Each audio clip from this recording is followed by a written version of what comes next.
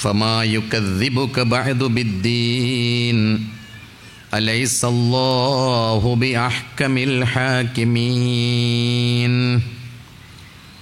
ಪರಮದಯಾಮಯನು ಕರುಣಾನಿಧಿಯೂ ಆದ ನಮ್ಮೆಲ್ಲರನ್ನು ಸೃಷ್ಟಿಸಿರುವ, ನಮ್ಮೆಲ್ಲರನ್ನು ಪರಿಪಾಲಿಸುತ್ತಿರುವ ನಮ್ಮೆಲ್ಲರ ಸೃಷ್ಟಿಕರ್ತನ ನಾಮದಿಂದ ಸಕಲ ಸ್ತುತಿ ಸ್ತೋತ್ರಗಳು ನಮ್ಮೆಲ್ಲರ ಸೃಷ್ಟಿಕರ್ತನಿಗೆ ಮೀಸಲು. ಅವನ ಅನುಗ್ರಹಗಳು ಜಗತ್ತಿನಲ್ಲಿ ಒಳಿತಿನ ಸಂಸ್ಥಾಪನೆ ಮತ್ತು ಕೆಡುಕಿನ ನಿರ್ಮೂಲನಕ್ಕಾಗಿ ಆಗಮಿಸಿದ ಎಲ್ಲ ಪ್ರವಾದಿಗಳ ಮೇಲೆ, ಮಹಾಪುರುಷರ ಮೇಲೆ, ಸಜ್ಜನರ ಮೇಲೆ ಸದಾ ವರ್ಷಿಸುತ್ತಿರಲಿ. ಅಂಜೂರ ಮತ್ತು ಇಪ್ಪೆಯಾಣೆ, ಸೀನಾಯಿ ಪರ್ವತದಾಣೆ, ನಾವು ಮಾನವ ಮತ್ತು ಈ ಶಾಂತಿಪೂರ್ಣ ನಗರದಾಣೆ, ನಾವು ಮಾನವನನ್ನು ಅತ್ಯುತ್ತಮ ಪ್ರಕೃತಿಯಲ್ಲಿ ಸೃಷ್ಟಿಸಿದ್ದೇವೆ. ತರುವಾಯ ನಾವು ಅವನನ್ನು ಪಲ್ಲಟಗೊಳಿಸಿ ನೀಚರಲ್ಲಿ ಅತ್ಯಂತ ನೀಚನಾಗಿ ಮಾಡಿದೆವು. ಆದರೆ ವಿಶ್ವಾಸವಿರಿಸಿಕೊಂಡ ಮತ್ತು ಸತ್ಕರ್ಮವೆಸಗುತ್ತಿದ್ದವರ ಹೊರತು ಅವರಿಗೆ ಎಂದೆಂದಿಗೂ ಮುಗಿಯದಂತಹ ಸತ್ಫಲವಿದೆ. ಸಂದೇಶವಾಹಕರೇ, ಇದರ ನಂತರ ಇನ್ನಾರು ತಾನೇ ಪುರಸ್ಕಾರ ಮತ್ತು ಶಿಕ್ಷೆಯ ವಿಷಯದಲ್ಲಿ ನಿಮ್ಮನ್ನು ಸುಳ್ಳಾಗಿಸಬಲ್ಲರು? ಅಲ್ಲಾಹನು ಎಲ್ಲ ಅಧಿಪತಿಗಳಿಗಿಂತ ಮಹಾ ಅಧಿಪತಿ ಅಲ್ಲವೇ? ಈ ಕಾರ್ಯಕ್ರಮದ ಉದ್ಘಾಟನೆಯನ್ನು ಮಾಡಿ ಬಹಳ ಅತ್ಯುತ್ತಮವಾದ ಸಂದೇಶಗಳನ್ನು ಈ ವೇದಿಕೆಯಲ್ಲಿ ಹಂಚಿಕೊಂಡಿರುವ ಗೌರವಾನ್ವಿತ ರವೀಂದ್ರ ರೈಯವರೇ, ಈ ಕಾರ್ಯಕ್ರಮದ ವೇದಿಕೆಯಲ್ಲಿರುವ ಎಲ್ಲ ಆದರಣೀಯ ಅತಿಥಿಗಳೇ, ಈ ಕಾರ್ಯಕ್ರಮದಲ್ಲಿ ಭಾಗವಹಿಸುತ್ತಿರುವ ಗೌರವಾನ್ವಿತ ಹಿರಿಯರೇ, ಪ್ರೀತಿಯ ಸಹೋದರಿಯರೇ, ಸಹೋದರರೇ, ಮಾಧ್ಯಮ ಮಿತ್ರರೇ, ಅಸ್ಸಲಾಮು ಅಲೈಕುಂ. ನಿಮ್ಮೆಲ್ಲರ ಮೇಲೆ ದೇವನ ಶಾಂತಿ ಮತ್ತು ಕರುಣೆ ಇರಲಿ. ಈ ಕಾರ್ಯಕ್ರಮದ ಉದ್ದೇಶ ಏನು ಎಂಬುದರ ಬಗ್ಗೆ ಪ್ರಾಸ್ತಾವಿಕ ನುಡಿಗಳಲ್ಲಿ ಸ್ಪಷ್ಟವಾಗಿ ನಿಮಗೆ ವಿವರಿಸಿ ಕೊಡಲಾಗಿದೆ. ಇದು ಒಂದು ಆರೋಗ್ಯಪೂರ್ಣ ಸಮಾಜದ ಚಿಂತನೆಯನ್ನು ಮಾಡುವಂತಹ ಕಾರ್ಯಕ್ರಮ. ಇದು ಸಮಾಜವನ್ನು ಕಟ್ಟುವ, ಸಮಾಜವನ್ನು ಜೋಡಿಸುವ, ಸಮಾಜವನ್ನು ಬೆಸೆಯುವ ಮಾರ್ಗಗಳೇನು ಎಂಬುದನ್ನು ಕಂಡುಕೊಳ್ಳುವ ಒಂದು ಸಣ್ಣ ಪ್ರಯತ್ನ ಇದು.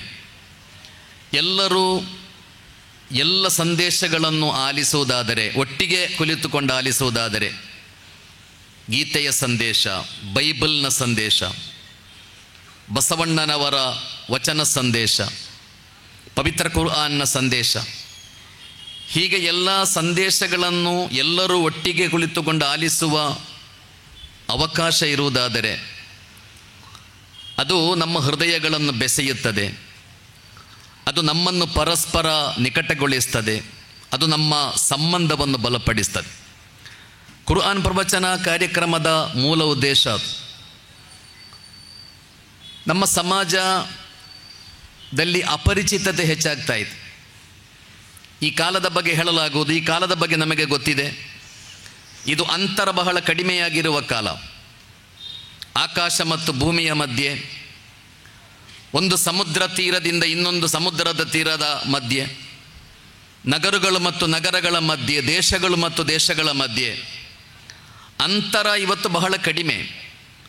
ನೀವು ವೇಗವಾಗಿ ಒಂದು ದೇಶದಿಂದ ಇನ್ನೊಂದು ದೇಶಕ್ಕೆ, ಭೂಮಿಯಿಂದ ಆಕಾಶದ ಕಡೆಗೆ ಬಹಳ ಬೇಗವಾಗಿ ನೀವು ತಲುಪಬಲ್ಲಿರಿ. ಅಂದರೆ ಅಂತರ ಬಹಳ ಕಡಿಮೆಯಾಗಿರುವ ಕಾಲ ಇದು. ಆದರೆ ಮನುಷ್ಯರ ಮಧ್ಯೆ ಅಂತರ ಕಡಿಮೆಯಾಗ್ತಾ ಇದೆಯೇ ಅಥವಾ ಹೆಚ್ಚಾಗ್ತಾ ಇದೆಯೇ ಅಂತ ಕೇಳಿದರೆ ಉತ್ತರ ನಮಗೆಲ್ಲರಿಗೂ ಗೊತ್ತಿದೆ. ಕಮ್ಯುನಿಕೇಷನ್ನ ಎಲ್ಲ ಮಾಧ್ಯಮಗಳಿರುವಾಗಲೂ, ಅಂತರ ಬಹಳ ಕಡಿಮೆಯಾಗುತ್ತಿರುವ ಈ ಕಾಲದಲ್ಲೂ ಮನುಷ್ಯರ ಮಧ್ಯೆ ಅಂತರ ಹೆಚ್ಚಾಗ್ತಲೇ ಇದೆ. ಮನುಷ್ಯರ ಮಧ್ಯೆ ಅಪರಿಚಿತತೆ ಹೆಚ್ಚಾಗ್ತಲೇ ಇದೆ.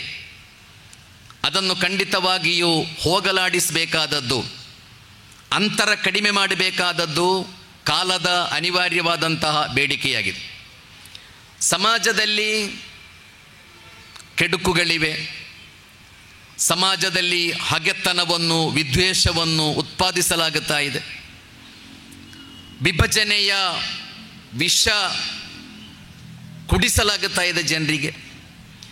ಇದೆಲ್ಲವೂ ನಡೆಯುವಾಗ ಒಂದು ಸಮಾಜವನ್ನು ತಿದ್ದುವ, ಒಂದು ಸಮಾಜದ ಆರೋಗ್ಯವನ್ನು ರಕ್ಷಿಸುವ ಬಹಳ ದೊಡ್ಡ ಕೆಲಸ ಮಾಡಬೇಕಾದದ್ದು ನಿಜವಾಗಿಯೂ ಮನುಷ್ಯರನ್ನು ಪ್ರೀತಿಸುವ, ಸಮಾಜವನ್ನು ಪ್ರೀತಿಸುವ, ದೇಶವನ್ನು ಪ್ರೀತಿಸುವ ಮನುಷ್ಯರ ಬಹಳ ದೊಡ್ಡ ಜವಾಬ್ದಾರಿಯಾಗಿದೆ. ಪವಿತ್ರ ಕುರ್ಆನ್ನಲ್ಲಿ ಒಂದು ಸಂದೇಶ ಇದೆ. ವಲಾ ಯಸ್ತವಿಲ್ ಹಸನತು ವಲ ಸಯ್ಯಿಅ ಇದ್ಫಾ ಬಿಲ್ಲತಿ ಹಿಯ ಅಹ್ಸನ್ ಫಇದಲ್ಲದಿ ಬೈನಕ ವ ಬೈನಹು ಅದಾವತುನ್ ಕಅನ್ನಹು ವಲಿಯುನ್ ಹಮೀಮ್. ಒಳಿತು ಮತ್ತು ಕೆಡುಕು ಸಮಾನ ಅಲ್ಲ ಅಂತ ಕುರ್ಆನ್ ಹೇಳೋದು. ಒಳಿತು ಮತ್ತು ಕೆಡುಕು ಸಮಾನ ಅಲ್ಲ. ಇದ್ಫಾ ಬಿಲ್ಲತಿ ಹಿಯ ಅಹ್ಸನ್, ಎಲ್ಲ ಕೆಡುಕುಗಳನ್ನು ನೀವು ಒಳಿತಿನ ಮೂಲಕ ನಿವಾರಿಸಬೇಕು.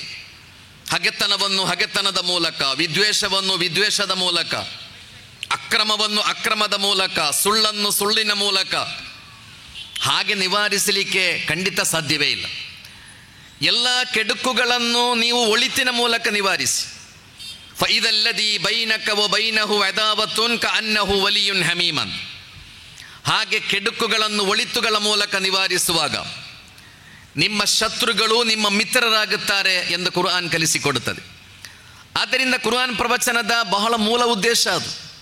ಸಮಾಜದಲ್ಲಿ ಹಗೆತನದ, ವಿದ್ವೇಷದ, ಅಪರಿಚಿತತೆಯ, ಅಪನಂಬಿಕೆಯ ಒಂದು ವಾತಾವರಣ ಸೃಷ್ಟಿಯಾಗುವಾಗ ಅದನ್ನು ಪ್ರೀತಿಯ, ಸಹೋದರತೆಯ, ವ್ಯಾಲ್ಯೂಸ್ಗಳ ಸಂದೇಶಗಳೊಂದಿಗೆ ನೀವು ಅದನ್ನು ಎದುರಿಸಬೇಕು. ಹಾಗೆ ನಮ್ಮ ಮಕ್ಕಳು, ನಮ್ಮ ಯುವಕರು, ಒಂದು ತಲೆಮಾರು ಅವರು ಒಳ್ಳೆಯದನ್ನು ಆಲಿಸ್ತಾ ಇರಬೇಕು. ಸಮಾಜದಲ್ಲಿ ಎಲ್ಲ ಕಡೆಯಿಂದ ನಿಮ್ಮ ಮಕ್ಕಳು ಕೆಟ್ಟದ್ದನ್ನು ಆಲಿಸುವುದಾದರೆ ನಿಮ್ಮ ಮನೆಗಳಲ್ಲಿ, ವೇದಿಕೆಗಳಿಂದ, ಸಮಾಜದಲ್ಲಿ ಎಲ್ಲ ಕಡೆಗಳಿಂದಲೂ ಹಗೆತನ, ವಿದ್ವೇಷ, ವಿಭಜನೆ ಈ ಸಂದೇಶಗಳನ್ನೇ ಆಲಿಸುವುದಾದರೆ ನಾಳೆಯ ತಲೆಮಾರು ಈ ಸಮಾಜಕ್ಕೆ ಅತಿ ದೊಡ್ಡ ಮಾರಕ ಆಗ್ಬೋದು. ಆದ್ದರಿಂದ ನನ್ನ ಮತ್ತು ನಿಮ್ಮ ಮಕ್ಕಳು ಎಲ್ಲ ಕಡೆಯಲ್ಲೂ ಒಳ್ಳೆಯ ವಿಚಾರಗಳನ್ನು ಆಲಿಸ್ತಾ ಇರಲಿ. ನಮ್ಮ ಮನೆಗಳಲ್ಲಿ ಅವರು ಒಳ್ಳೆಯ ವಿಷಯಗಳನ್ನು ನಿರಂತರ ಆಲಿಸ್ತಾ ಇರಲಿ. ಮನುಷ್ಯರನ್ನು ಪ್ರೀತಿಸುವ, ಮನುಷ್ಯರನ್ನು ಗೌರವಿಸುವ, ಮನುಷ್ಯನ ಘನತೆಯ ಬಗ್ಗೆ, ಅವನ ಜೀವದ ಬೆಲೆಯ ಬಗ್ಗೆ ನಮ್ಮ ಮನೆಗಳಲ್ಲಿ, ನಮ್ಮ ವೇದಿಕೆಗಳಿಂದ, ನಮ್ಮ ಆರಾಧನಾಲಯಗಳಿಂದ, ನಮ್ಮ ಸಮಾಜದಲ್ಲಿ ನಿರಂತರವಾಗಿ ಹಾಗೆ ನಮ್ಮ ಮಕ್ಕಳು, ಒಂದು ತಲೆಮಾರು ಒಳ್ಳೆಯ ಸಂದೇಶಗಳನ್ನು ನಿರಂತರ ಆಲಿಸುವುದಾದರೆ ಆ ಮಕ್ಕಳಲ್ಲಿ ಖಂಡಿತವಾಗಿಯೂ ಒಳಿತಿನ, ಸತ್ಯದ, ಮನುಷ್ಯತ್ವದ ಪವರ್ ಖಂಡಿತವಾಗಿಯೂ ನಮ್ಮ ಮಕ್ಕಳಲ್ಲಿ ಬೆಳೆಯುತ್ತದೆ. ಆದ್ದರಿಂದ ಕುರ್ಆನ್ ಪ್ರವಚನ ಕಾರ್ಯಕ್ರಮ ನಡೆಸುವಾಗ ಜಮಾಯತೆ ಇಸ್ಲಾಮಿಯ ಉದ್ದೇಶ ಸಹೋದರರೇ, ಧರ್ಮ ಅಂದರೆ ನಾವೆಲ್ಲ ಧರ್ಮನಿಷ್ಠೆ ಇರುವವರು. ಈ ದೇಶ ಸನಾತನ ಧಾರ್ಮಿಕ ಸಂಸ್ಕೃತಿ ಇರುವ ದೇಶ. ನಮಗೆಲ್ಲ ಧರ್ಮನಿಷ್ಠೆ ಇದೆ. ನಾವೆಲ್ಲ ಧರ್ಮವನ್ನು ಪ್ರೀತಿಸುವವರು, ಧರ್ಮವನ್ನು ಗೌರವಿಸುವವರು, ಧರ್ಮದಲ್ಲಿ ನಂಬಿಕೆ ಇರುವವರು. ಧರ್ಮ ಅಂದರೇನು? ಧರ್ಮ ಅಂದರೆ ಮನುಷ್ಯನಿಗೆ ಬೆಳಕನ್ನು ತೋರುತ್ತದೆ. ಧರ್ಮ ಮನುಷ್ಯನಿಗೆ ಸಾಂತ್ವನವನ್ನು ಕೊಡುತ್ತದೆ. ಧರ್ಮ ಮನುಷ್ಯನನ್ನು ವಿಮೋಚನೆಗೊಳಿಸ್ತದೆ. ಧರ್ಮ ಮನುಷ್ಯನಿಗೆ ಬೆಳಕು ತೋರಿಸ್ತದೆ. ಜಗತ್ತಿನಲ್ಲಿ ಯಾವ ಧರ್ಮಗಳು ಒಂದೊಂದು ಸಮುದಾಯವನ್ನು ಪ್ರತಿನಿಧಿಸುವ ದೇವರ ಬಗ್ಗೆ ಜಗತ್ತಿನ ಯಾವ ಧರ್ಮಗಳು ಹೇಳಿಕೊಡಲಿಲ್ಲ. ಒಂದೊಂದು ಸಮುದಾಯಕ್ಕೆ ಒಂದೊಂದು ದೇವರಿದ್ದಾರೆ ಎಂಬ ಪಾಠ. ಮುಸ್ಲಿಮರನ್ನು ಸೃಷ್ಟಿಸಿದ ದೇವ ಬೇರೆ, ಹಿಂದೂಗಳನ್ನು ಸೃಷ್ಟಿಸಿದ ದೇವ ಇನ್ನೊಬ್ಬ, ಕ್ರೈಸ್ತರನ್ನು ಸೃಷ್ಟಿಸಿದ ದೇವ ಬೇರೊಬ್ಬ. ಹೀಗೆ ಒಂದೊಂದು ಸಮುದಾಯಗಳನ್ನು ಪ್ರತಿನಿಧಿಸುವ ದೇವರ ಬಗ್ಗೆ ಜಗತ್ತಿನ ಯಾವ ಧಾರ್ಮಿಕ ಗ್ರಂಥಗಳು ಕಲಿಸಿಕೊಡಲಿಲ್ಲ. ನೀವೆಲ್ಲ ಧಾರ್ಮಿಕ ಗ್ರಂಥವನ್ನೊಮ್ಮೆ ತೆರೆದು ನೋಡಿ. ಒಂದೊಂದು ಸಮುದಾಯವನ್ನು ಪ್ರತಿನಿಧಿಸುವ ದೇವರುಗಳ ಬಗ್ಗೆ ಜಗತ್ತಿನ ಯಾವ ಧಾರ್ಮಿಕ ಗ್ರಂಥಗಳಲ್ಲೂ ಯಾವ ಪ್ರಸ್ತಾಪವೂ ಇಲ್ಲ. ಅದೇ ರೀತಿ ಮನುಷ್ಯರು ಸೃಷ್ಟಿಸಿಕೊಂಡಿರುವ ದೇವರುಗಳ ಬಗ್ಗೆಯೂ ಧರ್ಮಗಳು ಮಾತಾಡಲಿಲ್ಲ. ಧರ್ಮಗಳು ಮಾತಾಡಿರುವುದು ಮನುಷ್ಯನನ್ನು, ಜಗತ್ತನ್ನು, ಈ ಬ್ರಹ್ಮಾಂಡವನ್ನು ಸೃಷ್ಟಿಸಿ ಪರಿಪಾಲಿಸುತ್ತಿರುವ ಒಬ್ಬ ಶಕ್ತಿಯ ಬಗ್ಗೆ, ಒಬ್ಬ ದೇವನ ಬಗ್ಗೆ ಜಗತ್ತಿನ ಎಲ್ಲ ಧರ್ಮಗಳು ಮಾತಾಡಿದೆ. ಯಾ ಅಯ್ಯುಹನ್ನಾಸ್ ಉಅ್ಬುದು ರಬ್ಬಕುಂ ಅಲ್ಲದೀ ಖಲಕಕುಂ ವಲ್ಲದೀನ ಮಿನ್ ಕಬಲಿಕುಂ. ಪವಿತ್ರ ಕುರ್ಆನ್ನ ಸಂದೇಶ ಅದು. ಮನುಷ್ಯರೇ, ನಿಮ್ಮನ್ನು ನಿಮ್ಮ ಪೂರ್ವಿಕರನ್ನು ಸೃಷ್ಟಿಸಿದ, ಭೂಮಿ ಆಕಾಶಗಳನ್ನು ಸೃಷ್ಟಿಸಿರುವ, ಈ ಯೂನಿವರ್ಸ್ ಬ್ರಹ್ಮಾಂಡವನ್ನು ಸೃಷ್ಟಿಸಿರುವ ನಿಮ್ಮ ದೇವನನ್ನು ನೀವು ಆರಾಧಿಸಬೇಕು, ಅವನ ದಾಸ್ಯ ಆರಾಧನೆ ಮಾಡಬೇಕು. ಆದ್ದರಿಂದ ಜಗತ್ತಿಗೆ ಎಲ್ಲ ಧರ್ಮಗಳು ಕಲಿಸಿಕೊಟ್ಟಿರುವುದು ಬ್ರಹ್ಮಾಂಡವನ್ನು ಸೃಷ್ಟಿಸಿರುವ ಒಬ್ಬ ದೇವನ ಬಗ್ಗೆ, ಜಗತ್ತಿನ ಎಲ್ಲ ಮನುಷ್ಯರನ್ನು ಸೃಷ್ಟಿಸಿರುವ ಒಬ್ಬ ದೇವನ ಬಗ್ಗೆ. ಪವಿತ್ರ ಕುರ್ಆನ್ನಲ್ಲಿ ಏಕದೇವ ವಿಶ್ವಾಸವನ್ನು ಬಹಳ ಪ್ರಬಲವಾಗಿ ಪ್ರತಿಪಾದಿಸಲಾಯಿತು. ಕುಲ್ ಹುವಲ್ಲಾಹು ಅಹದ್ ಅಲ್ಲಾಹು ಸಮದ್ ಲಂ ಯಲಿದ್ ವಲಂ ಯೂಲದ್ ವಲಂ ಯಕುಲ್ ಲಹು ಕುಫುವನ್ ಅಹದ್. ದೇವ ಏಕೈಕ, ಅವನು ನಿರಪೇಕ್ಷ, ಅವನು ಯಾರಿಗೂ ಹುಟ್ಟಿದವನೂ ಅಲ್ಲ, ಅವನು ಯಾರನ್ನು ಹುಟ್ಟಿಸಿಯೂ ಇಲ್ಲ. ವಲಂ ಯಕುಲ್ ಲಹು ಕುಫುವನ್ ಅಹದ್, ಅವನಿಗೆ ಸರಿಸಮಾನರು ಯಾರೂ ಇಲ್ಲ. ಹೀಗೆ ದೇವನ ಏಕತೆಯನ್ನು ಬಹಳ ಪ್ರಬಲವಾಗಿ ಪ್ರತಿಪಾದಿಸ್ತದೆ ಕುರ್ಆನ್. ಆ ದೇವನ ಏಕತೆಯನ್ನು ಪ್ರತಿಪಾದಿಸುವಾಗ ಅಥವಾ ಒಬ್ಬ ದೇವನ ದಾಸರು ಎಂಬ ಸತ್ಯವನ್ನು ನೀವು ಒಪ್ಪಿಕೊಂಡಾಗ ಏನಾಗ್ತದೆ? ನಿಮ್ಮ ಮನಸ್ಸು ಜಗತ್ತಿನಷ್ಟು ವಿಶಾಲ ಆಗ್ತದೆ. ನಿಮ್ಮ ಮನಸ್ಸು ಜಗತ್ತಿನಷ್ಟು ವಿಶಾಲ ಆಗ್ತದೆ. ಯಾಕೆಂದರೆ ಈ ಜಗತ್ತಿನಲ್ಲಿರುವ ಎಲ್ಲರನ್ನು ಒಬ್ಬನೇ ದೇವ ಸೃಷ್ಟಿಸಿದ್ದಾನೆ. ನನ್ನನ್ನು ಯಾವ ದೇವ ಸೃಷ್ಟಿಸಿದ್ದಾನೋ, ನನ್ನ ಹಿಂದೂ ಸಹೋದರರನ್ನು, ನನ್ನ ಕ್ರೈಸ್ತ ಸಹೋದರರನ್ನು, ಎಲ್ಲರನ್ನೂ ಅದೇ ದೇವ ಸೃಷ್ಟಿಸಿರುವುದು. ನಮ್ಮ ಧರ್ಮಗಳೆಲ್ಲ ಬೇರೆ ಬೇರೆ ಇರಬಹುದು, ನಮ್ಮ ನಂಬಿಕೆ ಆಚಾರಗಳೆಲ್ಲ ಬೇರೆ ಬೇರೆ ಇರಬಹುದು, ಆದರೆ ಮೂಲ ಸತ್ಯ, ಒರಿಜಿನಲ್ ಸತ್ಯ ಏನೆಂದರೆ ನಮ್ಮನ್ನೆಲ್ಲ ಒಬ್ಬನೇ ದೇವ ಸೃಷ್ಟಿಸಿದ್ದಾನೆ. ನಮ್ಮನ್ನೆಲ್ಲ ಒಬ್ಬನೇ ದೇವ ಸೃಷ್ಟಿಸಿರುವುದಾದರೆ ನಮ್ಮ ಮಧ್ಯೆ ಇರುವ ಸಂಬಂಧ ನೀವೆಲ್ಲರೂ ಸಹೋದರರು ಮತ್ತು ಸಹೋದರಿಯರು ಎಂಬ ಸಂಬಂಧ ಮಾತ್ರ. ನಾವೆಲ್ಲ ಸಹೋದರರು ಮತ್ತು ಸಹೋದರಿಯರು. ಈ ಸಂಬಂಧವನ್ನು ಪವಿತ್ರ ಕುರ್ಆನ್ ಪ್ರತಿಪಾದಿಸ್ತದೆ. ಆದ್ದರಿಂದ ಒಬ್ಬ ದೇವನ ಮೇಲಿರುವ ವಿಶ್ವಾಸ ಅಂದರೆ ಅದು ಎಲ್ಲ ಮನುಷ್ಯರನ್ನು ಅಕಮಡೇಟ್ ಮಾಡಲಿಕ್ಕೆ ಸಾಧ್ಯ ಇರುವ, ಎಲ್ಲ ಮನುಷ್ಯರನ್ನು ಅಕಮಡೇಟ್ ಮಾಡಲಿಕ್ಕೆ, ಜಗತ್ತಿನ ಎಲ್ಲ ಮನುಷ್ಯರನ್ನು ಅಕಮಡೇಟ್ ಮಾಡಲಿಕ್ಕೆ ಸಾಧ್ಯ ಇರುವ, ನಿಮ್ಮ ಮನಸ್ಸನ್ನು ಜಗತ್ತಿನಷ್ಟು ವಿಶಾಲಗೊಳಿಸುವ ಬಹಳ ಶ್ರೇಷ್ಠವಾದ ಒಂದು ಚಿಂತನೆಯಾಗಿದೆ ನಿಮಗೊಬ್ಬ ದೇವನಿದ್ದಾನೆ ಎಂಬ ಫಿಲಾಸಫಿ, ನಿಮಗೊಬ್ಬ ದೇವನಿದ್ದಾನೆ ಎಂಬ ನಂಬಿಕೆ, ನಿಮಗೊಬ್ಬ ದೇವ ಮಾತ್ರ ಇದ್ದಾನೆ ಎಂಬ ಆದರ್ಶ. ಆದ್ದರಿಂದ ಸಹೋದರ ಸಹೋದರಿಯರೇ, ಜಗತ್ತಿಗೆ ಎಲ್ಲ ದಾರ್ಶನಿಕರು, ಎಲ್ಲ ಪ್ರವಾದಿಗಳು, ಮಹಾಪುರುಷರು, ಸಾಧು ಸಂತರು ಅವರೆಲ್ಲ ಈ ಜಗತ್ತನ್ನು ಸೃಷ್ಟಿಸಿರುವ, ಈ ಬ್ರಹ್ಮಾಂಡವನ್ನು ಸೃಷ್ಟಿಸಿ ಪರಿಪಾಲಿಸುತ್ತಿರುವ ದೇವನ ಬಗ್ಗೆ ನಮಗೆ ಪರಿಚಯ ಮಾಡಿಕೊಟ್ಟಿರುವುದು. ಕುರ್ಆನ್ನಲ್ಲೂ ಆ ದೇವನ ಬಗ್ಗೆಯೇ ಪರಿಚಯ ಇರುವುದು. ನಮ್ಮ ಇವತ್ತಿನ ಚರ್ಚೆಯ ವಿಷಯ ಲಕದ್ ಖಲಕ್ನಲ್ ಇನ್ಸಾನ ಫೀ ಅಹ್ಸನಿ ತಕ್ವೀಮ್ ಎಂಬುದು. ಮನುಷ್ಯರನ್ನು ನಾವು ಅತ್ಯುತ್ತಮ ಪ್ರಕೃತಿಯಲ್ಲಿ ಸೃಷ್ಟಿಸಿದ್ದೇವೆ ಅಂತ ದೇವ ಹೇಳು. ಮನುಷ್ಯ ಈ ಜಗತ್ತಿನಲ್ಲಿ ಅತ್ಯಂತ ಶ್ರೇಷ್ಠ ಜೀವಿ. ಮನುಷ್ಯನಿಗೆ ವಿವೇಕ ಇದೆ, ಮನುಷ್ಯನಿಗೆ ಗ್ರಹಣ ಶಕ್ತಿ ಇದೆ, ಅವನಿಗೆ ಅರಿವಿದೆ, ಅವನಿಗೆ ಜ್ಞಾನ ಇದೆ. ಆದ್ದರಿಂದಲೇ ಜಗತ್ತಿನಲ್ಲಿ ಮನುಷ್ಯನಿಗಿಂತ ಹೆಚ್ಚು ಶಕ್ತಿಶಾಲಿಗಳಾದ ಪ್ರಾಣಿಗಳು, ಪಕ್ಷಿಗಳೆಲ್ಲ ಇವೆ. ಆದರೆ ಜಗತ್ತಿನ ಎಲ್ಲ ಪ್ರಾಣಿಗಳನ್ನು, ಪಕ್ಷಿಗಳನ್ನು ಮನುಷ್ಯ ತನ್ನ ಉಪಯೋಗಕ್ಕಾಗಿ ಬಳಸ್ತಾ ಇದ್ದಾನೆ. ಅವೆಲ್ಲವನ್ನು ಮನುಷ್ಯ ತನ್ನ ಅಧೀನಕ್ಕೆ ಒಳಪಡಿಸಿಕೊಂಡಿದ್ದಾನೆ.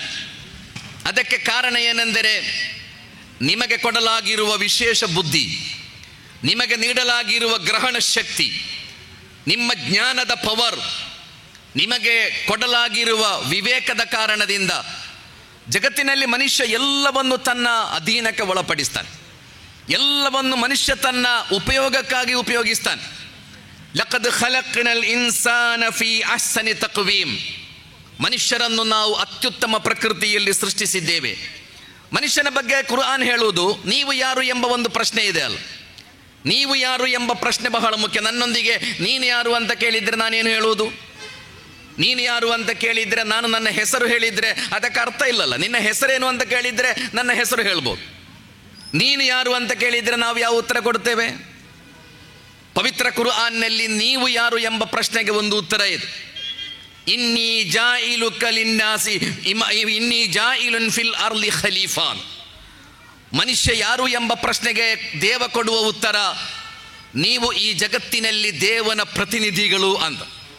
ಈ ಜಗತ್ತನ್ನು ಎಲ್ಲ ಮನುಷ್ಯರು ಬಹಳ ನೆಮ್ಮದಿಯಿಂದ ಬಹಳ ಸಮಾಧಾನದಿಂದ ಬದುಕುವ ತಾಣವನ್ನಾಗಿ ಮಾರ್ಪಡಿಸುವ ಜವಾಬ್ದಾರಿ ಇರುವ ದೇವನ ಪ್ರತಿನಿಧಿಗಳು ನೀವು. ಭೂಮಿಯನ್ನು ನರಕ ಮಾಡಲಿಕ್ಕೆ ಬಂದವರಲ್ಲ ನೀವು. ಭೂಮಿಯಲ್ಲಿ ಮನುಷ್ಯನ ಬದುಕನ್ನು ಹಾಳು ಮಾಡಲಿಕ್ಕೆ ಇರುವವರಲ್ಲ ನೀವು. ಭೂಮಿಯಲ್ಲಿ ಮನುಷ್ಯನ ಬದುಕನ್ನು ಕಸೀಲಿಕ್ಕೆ ಬಂದವರಲ್ಲ ನೀವು. ಈ ಭೂಮಿಯನ್ನು ಪೈಶಾಚಿಕತೆಯ ತಾಣವನ್ನಾಗಿ ಮಾಡಲಿಕ್ಕೆ ನೀವು ಬಂದವರಲ್ಲ. ಬದಲಾಗಿ ಖಲೀಫಾ, ದೇವನ ಪ್ರತಿನಿಧಿಗಳು ನೀವು. ಭೂಮಿಯಲ್ಲಿ ದೇವನ ಪ್ರತಿನಿಧಿಗಳಾಗಿ ಭೂಮಿಯನ್ನು ಎಲ್ಲರೂ ನೆಮ್ಮದಿಯಿಂದ ಬದುಕುವ, ವ್ಯಾಲ್ಯೂಸ್ಗಳಿರುವ, ಎಲ್ಲರೂ ಸಮಾಧಾನದಿಂದ ಬದುಕುವ, ಎಲ್ಲರೂ ಗೌರವದೊಂದಿಗೆ ಬದುಕುವ ಅತ್ಯಂತ ಸುಂದರ ತಾಣವನ್ನಾಗಿ ಪರಿವರ್ತಿಸುವ ಜವಾಬ್ದಾರಿ ನಿಮಗೆ ಇದೆ ಎಂದು ಪವಿತ್ರ ಕುರ್ಆನ್ ಮನುಷ್ಯನ ಬಗ್ಗೆ ಹೇಳುತ್ತದೆ. ಜಗತ್ತಿನಲ್ಲಿ ಎಲ್ಲ ಪ್ರಾಣಿಗಳು ಪಕ್ಷಿಗಳು ಭೂಮಿಗೆ ಸಮಾನಾಂತರವಾಗಿ ಇರುವುದು, ಪ್ಯಾರಲ್ ಆಗಿ ಇರುವುದು. ಪ್ರಾಣಿಗಳು ಪಕ್ಷಿಗಳೆಲ್ಲ ಹೀಗೆ ಇರುವುದಲ್ವ, ಹೀಗೆ ಭೂಮಿಗೆ ಸಮಾನಾಂತರವಾಗಿ ಇರೋದು, ಎಲ್ಲೋ ಪ್ಯಾರಲ್ ಆಗಿ ಇರುವುದು. ಮನುಷ್ಯ ಮಾತ್ರ ಭೂಮಿಗೆ ಲಂಬಾಗಿ ಇರೋದು, ವರ್ಟಿಕಲ್ ಆಗಿ ಇರುವುದು ಮನುಷ್ಯ ಮಾತ್ರ. ಬೇರೆಲ್ಲವೂ ಹೀಗೆ ಇರುವುದು, ಸಮಾನಾಂತರವಾಗಿ ಪ್ಯಾರಲ್ ಆಗಿ ಇರುವುದು. ಮನುಷ್ಯ ಮಾತ್ರ ಹೀಗೆ ವರ್ಟಿಕಲ್ ಆಗಿ ಇರುವುದು, ಲಂಬವಾಗಿ. ಅವನ ಪಾದ ಮಣ್ಣಿನಲ್ಲಿರುತ್ತದೆ, ಅವನ ತಲೆ ಮೇಲ್ಭಾಗದಲ್ಲಿರುತ್ತದೆ. ಅಂದರೆ ನಿಮ್ಮ ಪಾದ ನಿಮ್ಮ ಶರೀರವನ್ನು ಪ್ರತಿನಿಧಿಸುವುದಾದರೆ, ಮೇಲಕ್ಕೆ ಎದ್ದು ನಿಂತಿರುವ ನಿಮ್ಮ ತಲೆ ಅದು ನಿಮ್ಮ ಆತ್ಮವನ್ನು ಪ್ರತಿನಿಧಿಸ್ತದೆ ಅಂತ. ಮನುಷ್ಯ ಅಂದರೆ ಶರೀರ ಮಾತ್ರ ಅಲ್ಲಲ್ಲ, ಮನುಷ್ಯ ಅಂದರೆ ಶರೀರ ಮತ್ತು ಆತ್ಮ ಎರಡೂ ಸೇರಿ, ಶರೀರ ಮತ್ತು ಆತ್ಮ ಎರಡೂ ಸೇರಿದ್ದು ಮನುಷ್ಯ.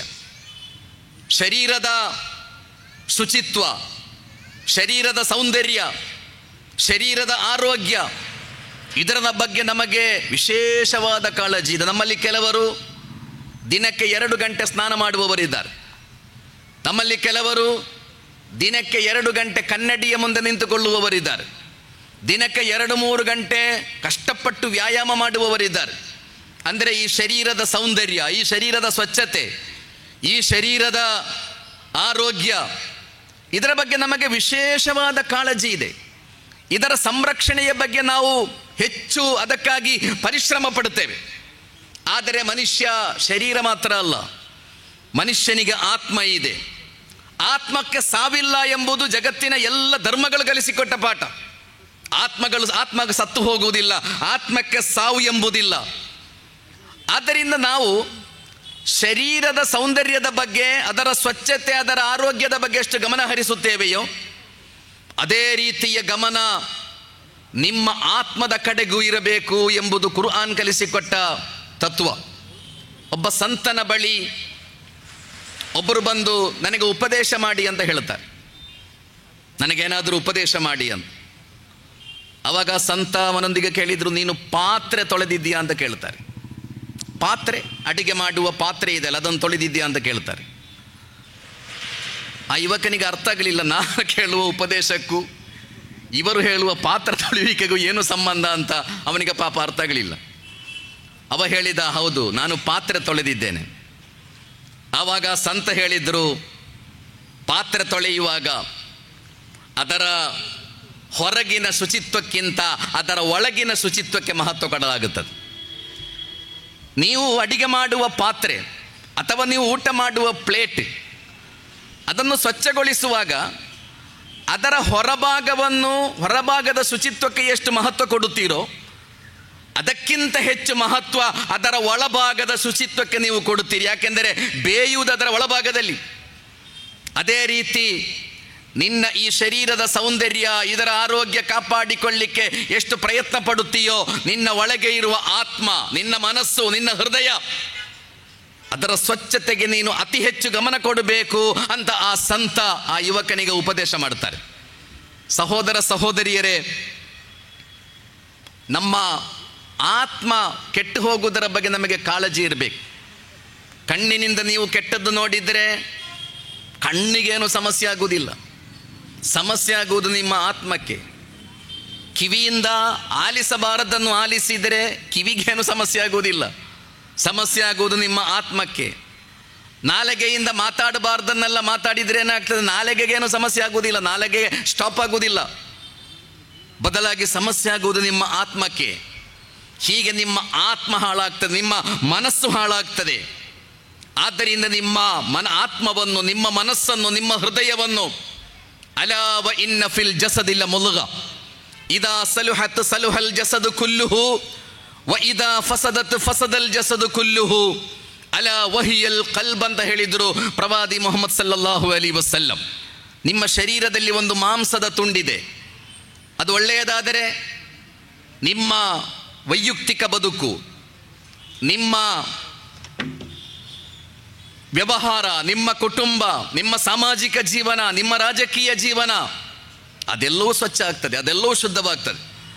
ಶರೀರದ ಆ ಒಂದು ಸಣ್ಣ ಮಾಂಸದ ತುಂಡು ಕೆಟ್ಟು ಹೋದರೆ ಫಸದಲ್ ಜಸದು ಕುಲ್ಲು, ನಿಮ್ಮ ಇಡೀ ಬದುಕು ಹಾಳಾಗ್ತದೆ, ನಿಮ್ಮ ವ್ಯವಹಾರ ಕೆಟ್ಟು ಹೋಗ್ತದೆ, ನಿಮ್ಮ ಸಂಬಂಧ ಹಾಳಾಗ್ತದೆ, ನಿಮ್ಮ ಕುಟುಂಬ ಜೀವನ ಹಾಳಾಗ್ತದೆ, ನಿಮ್ಮ ವೈಯಕ್ತಿಕ ಬದುಕು ಹಾಳಾಗ್ತದೆ.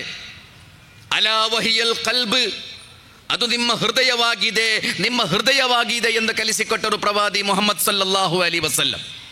ಆ ಹೃದಯ ಸಂಸ್ಕರಣೆಯ ಬಗ್ಗೆಯೇ ಜಗತ್ತಿನಲ್ಲಿ ವಿವೇಕಾನಂದರು ಮಾತಾಡಿರುವುದು. ಆ ಹೃದಯ ಸಂಸ್ಕರಣೆ ಬಗ್ಗೆಯೇ ಜಗತ್ತಿನಲ್ಲಿ ರಾಮಕೃಷ್ಣ ಪರಮಹಂಸರು ಮಾತಾಡಿರುವುದು. ಆ ಹೃದಯದ ಸಂಸ್ಕರಣೆಯ ಬಗ್ಗೆಯೇ ಜೀಸಸ್ ಕ್ರೈಸ್ಟ್ ಮಾತಾಡಿರುವುದು. ಆ ಹೃದಯದ ಸಂಸ್ಕರಣೆಯ ಬಗ್ಗೆಯೇ ಬಸವಣ್ಣನವರು ಮಾತಾಡಿರುವುದು.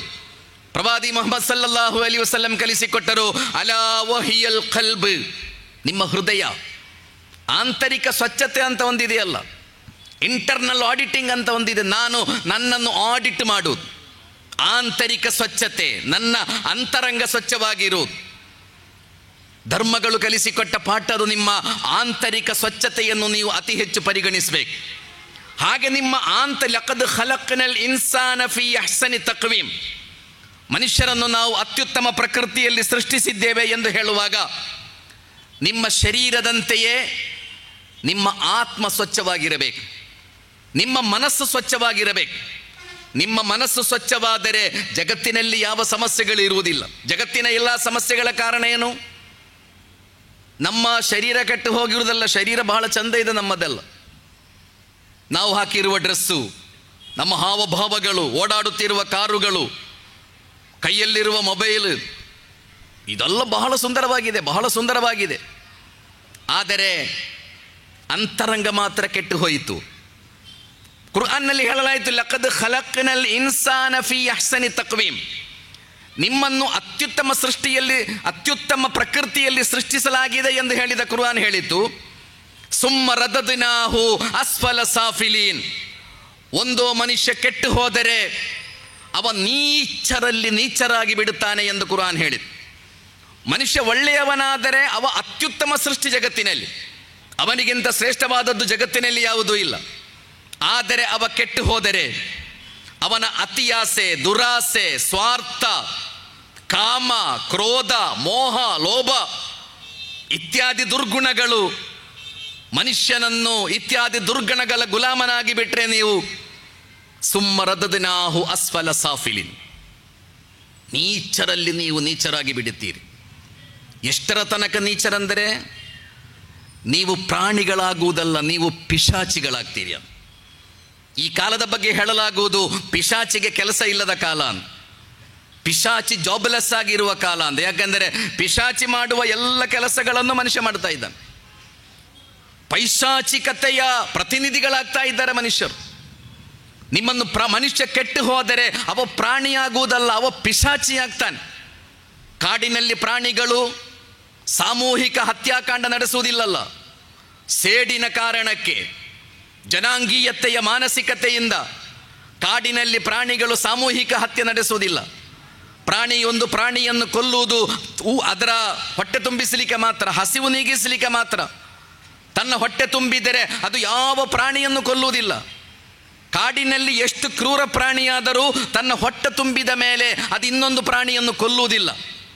ಕಾಡಿನಲ್ಲಿ ಪ್ರಾಣಿಗಳು ಸಾಮೂಹಿಕ ಹತ್ಯೆ ನಡೆಸುವುದಿಲ್ಲ. ಆದರೆ ಮನುಷ್ಯ ಲಕ್ಷಗಟ್ಟಲೆ, ಕೋಟಿಗಟ್ಟಲೆ ಮನುಷ್ಯರನ್ನು ಕೊಲ್ತಾನೆ ಸೇಡು ತೀರಿಸುವುದಕ್ಕೆ, ಜನಾಂಗೀಯತೆಯ ಮಾನಸಿಕತೆಗೆ.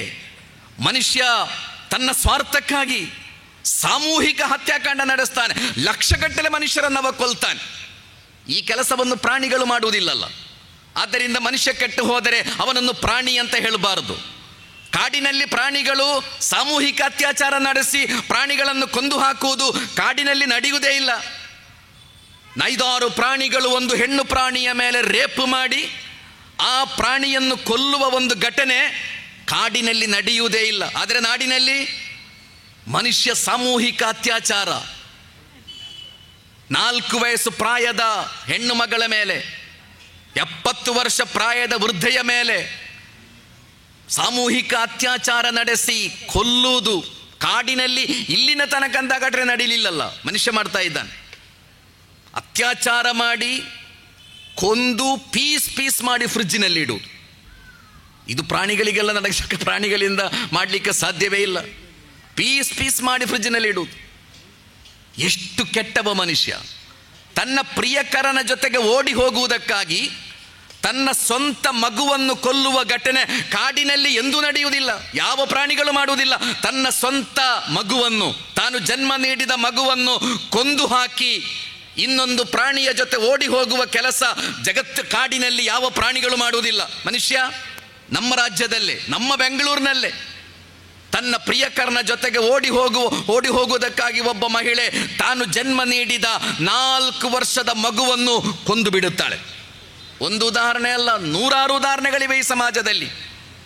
ಮನುಷ್ಯ ಕೆಟ್ಟು ಹೋದರೆ ಸುಮ್ಮರದನಾಹು ಅಸ್ಫಲ ಸಾಫಿಲೀನ್. ಮನುಷ್ಯ ಕೆಟ್ಟು ಹೋದರೆ ಅವ ನೀಚರಲ್ಲಿ ನೀಚನಾಗ್ತಾನೆ, ಅಧಮರಲ್ಲಿ ಅಧಮರಾಗ್ತಾನೆ. ಅವ ಪ್ರಾಣಿಯಾಗುವುದಲ್ಲ, ಅವ ಪಿಶಾಚಿಯಾಗ್ತಾನೆ. ಇನ್ನ ಶೈತ್ವಾನ ಲಕುಂ ಅದುವ್ವುನ್ ಮುಬೀನ್ ಅಂತ ಕುರಾನ್ ಹೇಳಿದೆ. ಪಿಶಾಚಿ ನಿಮ್ಮ ಪ್ರತ್ಯಕ್ಷ ಶತ್ರು. ಸಮಾಜದಲ್ಲಿ ಯಾರಿಗೂ ಶತ್ರುಗಳಲ್ಲ. ಮುಸ್ಲಿಮರು ಹಿಂದೂಗಳ ಶತ್ರುಗಳು ಅಲ್ಲ, ಹಿಂದೂಗಳು ಮುಸ್ಲಿಮರ ಶತ್ರುಗಳು ಅಲ್ಲ, ಮುಸ್ಲಿಮರು ಕ್ರೈಸ್ತರ ಶತ್ರುಗಳು ಅಲ್ಲ. ಯಾರಿಗೂ ಶತ್ರುಗಳಲ್ಲ. ನಮಗೆಲ್ಲ ಸಮಾನವಾದ ಒಂದು ಶತ್ರು ಇದೆ, ಅದು ಪಿಶಾಚಿ. ಇನ್ನ ಶೈತ್ವಾನ ಲಕುಂ ಅದುವ್ವುನ್ ಮುಬೀನ್. ಪಿಶಾಚಿ ನಿಮ್ಮ ಶತ್ರು. ಪಿಶಾಚಿ ನಿಮ್ಮನ್ನು ದಾರಿ ತಪ್ಪಿಸ್ತಾನೆ, ಪಿಶಾಚಿ ನಿಮ್ಮನ್ನು ಹಾಳು ಮಾಡುತ್ತಾನೆ. ಆದ್ದರಿಂದ ಪೈಶಾಚಿಕತೆಯ ವಿರುದ್ಧ ಹೋರಾಟ ನಡೆಸಬೇಕಾದದ್ದು ಪ್ರತಿಯೊಬ್ಬ ಧರ್ಮೀಯರ ಮೂಲಭೂತ ಕರ್ತವ್ಯ. ಅದು ಬಹಳ ದೊಡ್ಡ ಜವಾಬ್ದಾರಿ. ಅದು ಸಹೋದರರೇ, ಪವಿತ್ರ ಕುರಾನ್ ಹೇಳುವುದು ಸುಮ್ಮರದನಾಹು ಅಸ್ಫಲ ಸಾಫಿಲೀನ್. ಮನುಷ್ಯರನ್ನು ನಾವು ಅತ್ಯುತ್ತಮ ಪ್ರಕೃತಿಯಲ್ಲಿ ಸೃಷ್ಟಿಸಿದ್ದೇವೆ. ಅವರು ಒಳ್ಳೆಯವರಾದರೆ ಅವರಿಗಿಂತ ಶ್ರೇಷ್ಠರು ಯಾರೂ ಇರುವುದಿಲ್ಲ. ಆದರೆ ಅವರು ಕೆಟ್ಟು ಹೋದರೆ ಅಧಮರಲ್ಲಿ ಅಧಮರಾಗ್ತಾರೆ, ನೀಚರಲ್ಲಿ ನೀಚರಾಗ್ತಾರೆ ಅವರು. ಕುರ್ಆನ್ ಕಲಿಸಿಕೊಟ್ಟ ಬಹಳ ಮೂಲಭೂತವಾದ ಸಂದೇಶ ಮನುಷ್ಯ ಗೌರವಾರ್ಹ ಎಂಬುದು. ವಲಕದ್ ಕರ್ರಮ್ನಾ ಬನಿ ಆದಮ್ ವಹಮಲ್ನಾಹುಂ ಫಿಲ್ ಬರ್ರಿ ವಲ್ ಬಹ್ರ್ ವರಜಕ್ನಾಹುಂ ಮಿನತ್ ತಯ್ಯಿಬಾತಿ ವಫಲ್ಲಲ್ನಾಹುಂ ಅಲಾ ಕಸೀರಿನ್ ಮಿಮ್ಮನ್ ಖಲಕ್ನಾ ತಫ್ದೀಲಾ ಅಂತ ಹೇಳಿತ್ತು ಕುರ್ಆನ್. ನಾವು ಜಗತ್ತಿನ ಎಲ್ಲ ಮನುಷ್ಯರನ್ನು ಗೌರವಿಸಿದ್ದೇವೆ ಅಂತ ದೇವ ಹೇಳು. ಎಲ್ಲ ಜಾತಿಯ, ಲಿಂಗದ ಯಾವ ವ್ಯತ್ಯಾಸವೂ ಇಲ್ಲದೆ, ಧರ್ಮದ ಯಾವ ವ್ಯತ್ಯಾಸವೂ ಇಲ್ಲದೆ, ವಲಕದ್ ಕರ್ರಮ್ನಾ ಬನಿ ಆದಮ್, ಮನುಷ್ಯರನ್ನು ನಾವು ಗೌರವಿಸಿದ್ದೇವೆ. ಆದ್ದರಿಂದ ಜಗತ್ತಿನಲ್ಲಿರುವ ಪ್ರತಿಯೊಬ್ಬ ಮನುಷ್ಯರನ್ನು ಗೌರವಿಸಬೇಕಾದದ್ದು ಅವನ ಧರ್ಮ, ಅವನ ಜಾತಿ, ಅವರ ಲಿಂಗ ಅದು ಯಾವುದೇ ಇರಲಿ. ಜಗತ್ತಿನಲ್ಲಿರುವ ಪ್ರತಿಯೊಬ್ಬ ಮನುಷ್ಯರನ್ನು ಗೌರವಿಸಬೇಕಾದದ್ದು ನಿಮ್ಮ ಧಾರ್ಮಿಕ ಹೊಣೆಗಾರಿಕೆ ಎಂದು ಕುರ್ಆನ್ ಕಲಿಸಿಕೊಡುತ್ತದೆ. ಕುರ್ಆನ್ನ ಮೂಲ ಸಿದ್ಧಾಂತ ಲಾ ಇಲಾಹ ಇಲ್ಲಲ್ಲಾ ಎಂಬುದಾಗಿದೆ. ಯಾವ ಆರಾಧ್ಯರುಗಳು ಇಲ್ಲ, ನೀವು ಯಾರ ಗುಲಾಮರೂ ಅಲ್ಲ. ಲಾ ಇಲಾಹ, ನೀವು ಯಾರ ಗುಲಾಮರೂ ಅಲ್ಲ, ಯಾರ ದಾಸರೂ ಅಲ್ಲ ನೀವು. ಇಲ್ಲಲ್ಲ, ಒಬ್ಬ ದೇವನ ಹೊರತು ನಿಮ್ಮನ್ನು ಸೃಷ್ಟಿಸಿರುವ, ನಿಮ್ಮೆಲ್ಲರನ್ನೂ ಸೃಷ್ಟಿಸಿ ಪರಿಪಾಲಿಸುತ್ತಿರುವ, ಜಗತ್ತಿಗೆ ಎಲ್ಲ ಧರ್ಮಗಳು ಪರಿಚಯಿಸಿಕೊಟ್ಟಿರುವ, ಬ್ರಹ್ಮಾಂಡವನ್ನು ಸೃಷ್ಟಿಸಿ ನಿಯಂತ್ರಿಸುತ್ತಿರುವ ಒಬ್ಬ ದೇವನ ಹೊರತು ನೀವು ಯಾರ ದಾಸರೂ ಅಲ್ಲ, ಯಾರ ಗುಲಾಮರೂ ಅಲ್ಲ. ಪವಿತ್ರ ಕುರ್ಆನ್ನ ಅತ್ಯಂತ ಮೂಲ ಆಶಯ ಅದು. ವಯಲೌ ಅನ್ಹುಂ ಮಿಸ್ರಹುಂ ವಲ್ ಅಗ್ಲಾಲ್ ಅಲ್ಲತಿ ಕಾನತ್ ಅಲೈಹಿಂ. ಪ್ರವಾದಿಗಳ ದೌತ್ಯ ಏನು ಅಂತ ಕುರ್ಆನ್ ವಿವರಿಸ್ತದೆ. ಈ ಜಗತ್ತಿನಲ್ಲಿ ಪ್ರವಾದಿಗಳು ಮಾಡಿದ ಕೆಲಸ ಮನುಷ್ಯರನ್ನು ಎಲ್ಲ ಬಂಧನಗಳಿಂದ ವಿಮೋಚನೆಗೊಳಿಸುವುದು, ಅವರ ಮೇಲೆ ಹೇರಲ್ಪಟ್ಟ ಎಲ್ಲ ಹೊರೆಗಳನ್ನು ಇಳಿಸುವುದು, ಹಾಗೆ ಎಲ್ಲ ದಾಸ್ಯತನಗಳಿಂದ, ಎಲ್ಲ ರೀತಿಯ ಬಂಧನಗಳಿಂದ, ಗುಲಾಮಗಿರಿಯಿಂದ ಮನುಷ್ಯರನ್ನು ವಿಮೋಚನೆಗೊಳಿಸಿ ನೀವೊಬ್ಬ ದೇವನ ದಾಸ ಮಾತ್ರ, ಒಬ್ಬ ದೇವನ ದಾಸರು ನೀವೆಲ್ಲರೂ ಎಲ್ಲ ಮನುಷ್ಯರು ಒಬ್ಬ ದೇವನ ದಾಸರು. ಇದು ನಿಮಗೆ ಗೌರವವನ್ನು ಕೊಡುವ ಸಂದೇಶ. ಇದು ಮನುಷ್ಯನಿಗೆ ಸ್ವಾತಂತ್ರ್ಯವನ್ನು, ಘನತೆಯನ್ನು ಕೊಡುವಂತಹ ಐಡಿಯಾಲಜಿ ಅದು. ಅದೇ ರೀತಿ ಕುರ್ಆನ್ ಕಲಿಸಿಕೊಟ್ಟಿತ್ತು ಮನುಷ್ಯರೆಲ್ಲರೂ ಸಮಾನರು ಅಂತ. ಈ ಜಗತ್ತಿನಲ್ಲಿ ಒಬ್ಬ ಶ್ರೇಷ್ಠ ಒಬ್ಬ ಕನಿಷ್ಠ ಅಂತ ಖಂಡಿತ ಇರಲೇಬಾರದು. ಜಗತ್ತಿನಲ್ಲಿರುವ ಎಲ್ಲ ಮನುಷ್ಯರು ಸಮಾನರು. ಕುರ್ಆನ್ನ ಕರೆಯ ಅಯ್ಯುಹನ್ನಾಸ್ ಅಂತ, ಮನುಷ್ಯರೇ ಅಂತ ಕುರ್ಆನ್ ಕರೆಯುವುದು. ಇವತ್ತಿಗೂ ಆಧುನಿಕ ಜಗತ್ತಿನಲ್ಲಿ 21ನೇ ಶತಮಾನದಲ್ಲೂ ಜಗತ್ತಿಗೆ ಮನುಷ್ಯರೇ ಅಂತ ಹೇಳಲಿಕ್ಕೆ ಸಾಧ್ಯವೇ? ಖಂಡಿತ ಸಾಧ್ಯ ಇಲ್ಲ. 6ನೇ ಶತಮಾನದಲ್ಲಿ ಕುರ್ಆನ್ನ ಕರೆ ಮನುಷ್ಯರೇ ಅಂತ, ರಬ್ಬುಲ್ ಆಲಮೀನ್ ಅಂತ ದೇವನನ್ನು ಕುರ್ಆನ್ ಪರಿಚಯ ಮಾಡಿಕೊಟ್ಟಿರೋದು. ಜಾತಿ ನೋಡದೆ, ಧರ್ಮ ನೋಡದೆ, ದೇಶ ನೋಡದೆ, ಭಾಷೆ ನೋಡದೆ ಎಲ್ಲರನ್ನು ಸಂರಕ್ಷಿಸುವ ದೇವ, ಎಲ್ಲರನ್ನು ಕಾಪಾಡುವ ದೇವ ರಬ್ಬುಲ್ ಆಲಮೀನ್, ಸರ್ವಲೋಕಗಳ ಪ್ರಭು. ಯಾವ ಜಾತಿ ಧರ್ಮ ನೋಡದೆ ಅವ ನಿಮ್ಮನ್ನು ಕಾಪಾಡುತ್ತಾನೆ. ನಿಮ್ಮ ಜಾತಿ ಧರ್ಮ ಯಾವುದೂ ನೋಡದೆ ಅವ ನಿಮ್ಮನ್ನು ಸಂರಕ್ಷಿಸ್ತಾನೆ. ನೀವೆಲ್ಲರೂ ಸಮಾನರು. ಕುರ್ಆನ್ನಲ್ಲಿ ಪೈಶಾಚಿಕತೆಯ ಬ್ಯಾಕ್ಗ್ರೌಂಡ್ ಯಾವುದು ಅಂತ ಕಲಿಸಿಕೊಡಲಾಗಿದೆ. ಪೈಶಾಚಿಕತೆಯ ಬ್ಯಾಕ್ಗ್ರೌಂಡ್ ಕುರ್ಆನ್ ಹೇಳಿತ್ತು ಜನಾಂಗೀಯತೆ ಅಂತ. ಜನಾಂಗೀಯತೆ, ಅನ ಖೈರುಂ ಮಿನ್ಹು ಎಂಬ ಮಾನಸಿಕತೆ. ನಾನು ನಿಮಗಿಂತ ಶ್ರೇಷ್ಠ, ನಾನು ನಿನಗಿಂತ ಶ್ರೇಷ್ಠ, ನನ್ನ ಧರ್ಮ ನಿನ್ನ ಧರ್ಮಕ್ಕಿಂತ ಶ್ರೇಷ್ಠ, ನನ್ನ ಆರಾಧನಾಲಯ ನಿನ್ನ ಆರಾಧನಾಲಯಕ್ಕಿಂತ ಶ್ರೇಷ್ಠ. ಹೀಗೆ ಈ ನಾನು ಶ್ರೇಷ್ಠ ಎಂಬ ಜನಾಂಗೀಯತೆ ಅದು ಪೈಶಾಚಿಕತೆಯ ಅಡಿಪಾಯ ಅಂತ ಕುರ್ಆನ್ ಹೇಳಿತ್ತು. ಅದು ಪೈಶಾಚಿಕತೆಯ ಬ್ಯಾಕ್ಗ್ರೌಂಡ್. ಅದು ಜಗತ್ತಿನಲ್ಲಿ ಇವತ್ತು ಕೂಡ ಯಾವುದೆಲ್ಲ ಅನ್ಯಾಯ, ಅಕ್ರಮ, ರಕ್ತಪಾತ, ಯುದ್ಧ ಇದೆಲ್ಲ ನಡೆಯುತ್ತಿದೆ ಎಂದಾದರೆ ಅದಕ್ಕೆ ಕಾರಣ ಜನಾಂಗೀಯತೆ. ಅನ ಖೈರುಂ ಮಿನ್ಹು, ನಿನಗಿಂತ ನಾನು ಶ್ರೇಷ್ಠ, ನಿನಗಿಂತ ನಾನು ಶ್ರೇಷ್ಠ. ನಿನ್ನ ಜೀವಕ್ಕೆ ಇರುವ ಬೆಲೆ ನನ್ನ ಜೀವಕ್ಕೆ ಇರುವ ಬೆಲೆ ನಿನ್ನ ಜೀವಕ್ಕೂ ಇದೆ ಎಂಬುದನ್ನು ಒಪ್ಪಿಕೊಳ್ಳಿಕ್ಕೆ ಜಗತ್ತಿಗೆ ಇವತ್ತಿಗೂ ಸಾಧ್ಯ ಇಲ್ಲ. ಕಪ್ಪು ಚರ್ಮದವನ ಜೀವಕ್ಕೆ ಎಷ್ಟು ಬೆಲೆ ಇದೆಯೋ ಬಿಳಿ ಚರ್ಮದವನ ಜೀವಕ್ಕೂ ಅದೇ ಬೆಲೆ ಇರುವುದು ಎಂಬ ಸತ್ಯವನ್ನು ಒಪ್ಪಿಕೊಳ್ಳಿಕ್ಕೆ ಜಗತ್ತಿಗೆ ಇವತ್ತಿಗೂ ಸಾಧ್ಯವೇ? ಅಮೇರಿಕಾದವನ, ಬ್ರಿಟನ್ನವನ ಜೀವಕ್ಕೆ ಎಷ್ಟು ಬೆಲೆ ಇದೆಯೋ ಆಫ್ರಿಕಾದವನ ಜೀವಕ್ಕೂ ಅದೇ ಬೆಲೆ ಇದೆ ಎಂಬುದನ್ನು ಒಪ್ಪಿಕೊಳ್ಳಿಕ್ಕೆ ಸಹೋದರರ ಜಗತ್ತಿಗೆ ಇವತ್ತಿಗೂ ಸಾಧ್ಯವೇ? ಒಬ್ಬ ಕಾರ್ಪೊರೇಟ್ ಮಾಲೀಕನ ಜೀವಕ್ಕೆ ಎಷ್ಟು ಬೆಲೆ ಇದೆಯೋ ಒಬ್ಬ ಕೂಲಿ ಕಾರ್ಮಿಕನ ಜೀವಕ್ಕೂ ಅದೇ ಬೆಲೆ ಇದೆ ಎಂಬುದನ್ನು ಒಪ್ಪಿಕೊಳ್ಳಿಕ್ಕೆ 21ನೇ ಶತಮಾನದಲ್ಲೂ ಮನುಷ್ಯನಿಗೆ ಸಾಧ್ಯವೇ? ಖಂಡಿತ ಸಾಧ್ಯ ಇಲ್ಲ, ಖಂಡಿತ ಸಾಧ್ಯ ಇಲ್ಲ. ಇವತ್ತಿಗೂ ಜಗತ್ತಿನಲ್ಲಿರುವುದು ಜನಾಂಗೀಯತೆ. ಇಸ್ರೇಲ್ನವರ ಜೀವಕ್ಕೆ ಎಷ್ಟು ಬೆಲೆ ಇದೆಯೋ ಅಷ್ಟೇ ಜೀವ ಫೆಲಸ್ತೀನಿಗಳ ಜೀವಕ್ಕೂ ಇದೆ ಎಂಬುದನ್ನು ಒಪ್ಪಿಕೊಳ್ಳಿಕ್ಕೆ ಖಂಡಿತ ಈ ಜಗತ್ತಿಗೆ ಸಾಧ್ಯ ಇಲ್ಲ, ಆಗ್ತಾ ಇಲ್ಲ. ಯಾಕೆಂದರೆ ಮನುಷ್ಯನ ಜನಾಂಗೀಯತೆಯ ಮಾನಸಿಕತೆ ಅನ ಖೈರುಂ ಮಿನ್ಹು, ನಿನಗಿಂತ ನಾನು ಶ್ರೇಷ್ಠ, ನಿನಗಿಂತ ನಾನು ಪವಿತ್ರ. ಈ ಜನಾಂಗೀಯತೆ ಮನುಷ್ಯನನ್ನು ಹಾಳು ಮಾಡುತ್ತದೆ. ಈ ಜನಾಂಗೀಯತೆ ಎಲ್ಲ ಸಮಸ್ಯೆಗಳ ಕಾರಣ, ಪೈಶಾಚಿಕತೆಯ ಅಡಿಪಾಯ ಅಂತ ಕುರ್ಆನ್ ಪರಿಚಯಿಸಿದ್ದದೊಂದು. ಆದ್ದರಿಂದಲೇ ಕುರ್ಆನ್ ಕಲಿಸಿಕೊಟ್ಟಿತ್ತು ಅನ್ನಾಸು ಸವಾಸಿಯುನ್ ಕ ಅಶ್ನಾನಿಲ್ ಮುಷ್ತ್. ಪ್ರವಾದಿ ಮುಹಮ್ಮದ್ ಸಲ್ಲಲ್ಲಾಹು ಅಲೈಹಿ ವಸಲ್ಲಂ ಹೇಳಿದರು, ಎಲ್ಲ ಮನುಷ್ಯರು ಬಾಚಣಿಗೆಯ ಹಲ್ಲುಗಳಂತೆ ಸಮಾನರು. ಬಾಚಣಿಗೆಯ ಹಲ್ಲಿನಲ್ಲಿ ಒಂದು ಶ್ರೇಷ್ಠ ಒಂದು ಕನಿಷ್ಠ ಅಂತ ಇಲ್ಲಲ್ಲ. ನೀವು ತಲೆ ಬಾಚುವ ಬಾಚಣಿಗೆಯಲ್ಲಿ ಬಾಚಣಿಗೆಯ ಹಲ್ಲುಗಳಂತೆ ನೀವೆಲ್ಲರೂ ಸಮಾನರು. ಕುಲ್ಲುಕುಂ ಮಿನ್ ಆದಮ್ ವ ಆದಮು ಮಿನ್ ತುರಾಬ್. ನೀವೆಲ್ಲರೂ ಒಬ್ಬ ತಂದೆ ಮತ್ತು ತಾಯಿಯ ಮಕ್ಕಳು. ನಿಮ್ಮೆಲ್ಲರ ತಂದೆ ಆಡಮ್, ಈವ್, ಹವ್ವ, ನಿಮ್ಮೆಲ್ಲರ ಇಡೀ ಮಾನವ ಕುಲದ ತಂದೆ ಒಬ್ಬ ಮತ್ತು ತಾಯಿ ಓರ್ವರು. ಆದ್ದರಿಂದ ನೀವೆಲ್ಲರೂ ಸಮಾನರು. ನಿಮ್ಮಲ್ಲಿ ಒಬ್ಬ ಶ್ರೇಷ್ಠ ಒಬ್ಬ ಕನಿಷ್ಠ ಅಂತ ಖಂಡಿತ ಇಲ್ಲ. ಕುಲ್ಲುಕುಂ ಮಿನ್ ಆದಮ್ ವ ಆದಮು ಮಿನ್ ತುರಾಬ್. ಕತ್ತರ್ನಲ್ಲಿ ಒಂದು ವಿಶ್ವಕಪ್ ಫುಟ್ಬಾಲ್ ನಡೆದಿತ್ತು 1 ವರ್ಷ ಮುಂಚೆ. ಜಗತ್ತಿನ ಸುಮಾರು 400 ಕೋಟಿಗಿಂತ ಹೆಚ್ಚು ಜನರು ವೀಕ್ಷಿಸಿರುವಂತಹ ಫುಟ್ಬಾಲ್ ಟೂರ್ನಮೆಂಟ್ ಅದು. ಅಂದರೆ ಜಗತ್ತಿನಲ್ಲಿ ಅತ್ಯಂತ ಜನಪ್ರಿಯತೆ ಇರುವ ಆಟ ಫುಟ್ಬಾಲ್. ಕತ್ತರ್ನ ಫುಟ್ಬಾಲ್ ಟೂರ್ನಮೆಂಟಿನ ಉದ್ಘಾಟನಾ ಸಮಾರಂಭದಲ್ಲಿ ಅವರು ಜಗತ್ತಿಗೆ ಒಂದು ಸಂದೇಶವನ್ನು ಕೊಟ್ಟರು. ಮಾರ್ಗನ್ ಫ್ರೀಮ್ಯಾನ್ ಎಂಬ ಅಮೇರಿಕಾದ ಖ್ಯಾತ ನಟ, ಆಸ್ಕರ್ ವಿಜೇತ ನಟ, ಖ್ಯಾತ ನಿರ್ದೇಶಕ ಮಾರ್ಗನ್ ಫ್ರೀಮ್ಯಾನ್ ಮತ್ತು ಗಾನಿಮುಲ್ ಮುಫ್ತಾಹ್ ಎಂಬ ಕತರ್ನ ಫುಟ್ಬಾಲ್ನ ರಾಯಭಾರಿ, 2.5 ಫೀಟ್ ಮಾತ್ರ ಉದ್ದ ಇರುವ ಕತರ್ನ ಬಹಳ ದೊಡ್ಡ ಬಿಸ್ನೆಸ್ ಮ್ಯಾನ್, ಫುಟ್ಬಾಲ್ನ ರಾಯಭಾರಿಯಾಗಿದ್ದರು ಅವರು. ಅವರ ಮಧ್ಯೆ ಒಂದು ಸಂಭಾಷಣೆ ನಡೆಯುತ್ತದೆ ಫುಟ್ಬಾಲ್ ಗ್ರೌಂಡಿನ ಉದ್ಘಾಟನಾ ಸಮಾರಂಭದಲ್ಲಿ. ಮಾರ್ಗನ್ ಫ್ರೀಮ್ಯಾನ್ ಗಾನಿಮುಲ್ ಮುಫ್ತಾಹರೊಂದಿಗೊಂದು ಪ್ರಶ್ನೆ ಕೇಳ್ತಾರೆ. ಜಗತ್ತಿನಲ್ಲಿ ಹಲವಾರು ಭಾಷೆಗಳು, ಹಲವಾರು ಸಂಪ್ರದಾಯಗಳು, ಹಲವಾರು ಆಚಾರ ವಿಚಾರಗಳು, ಹಲವಾರು ಭಾಷೆಗಳು, ಹೀಗೆ ಭಿನ್ನ ಭಿನ್ನವಾಗಿರುವ ಮಾನವ ಕುಲವನ್ನು ಒಂದುಗೂಡಿಸಲಿಕ್ಕೆ ಸರಳವಾದ ದಾರಿ ಯಾವುದು ಎಂಬ ಪ್ರಶ್ನೆ. ಭಿನ್ನ ಭಿನ್ನವಾಗಿರುವ ಮಾನವ ಕುಲವನ್ನು ಒಂದುಗೂಡಿಸಲಿಕ್ಕೆ ಸರಳವಾದ ಮಾರ್ಗ ಯಾವುದು ಎಂಬ ಪ್ರಶ್ನೆ ಕತರ್ನ ಫುಟ್ಬಾಲ್ ಗ್ರೌಂಡಿನ ಉದ್ಘಾಟನಾ ಸಮಾರಂಭದಲ್ಲಿ ಮೊಳಗುತ್ತದೆ. ಅದಕ್ಕೆ ಗಾನಿಮುಲ್ ಮುಫ್ತಾಹ್ ಕೊಡುವ ಒಂದು ಉತ್ತರ ಇದೆ, ಜಗತ್ತಿಗೆ ಕೊಟ್ಟ ಸಂದೇಶ ಅವರು. ಯಾ ಅಯ್ಯುಹನ್ನಾಸ್, ಕುರ್ಆನ್ನ ಒಂದು ಸೂಕ್ತವನ್ನು ಓದಿ ಹೇಳ್ತಾರೆ ಅವರು.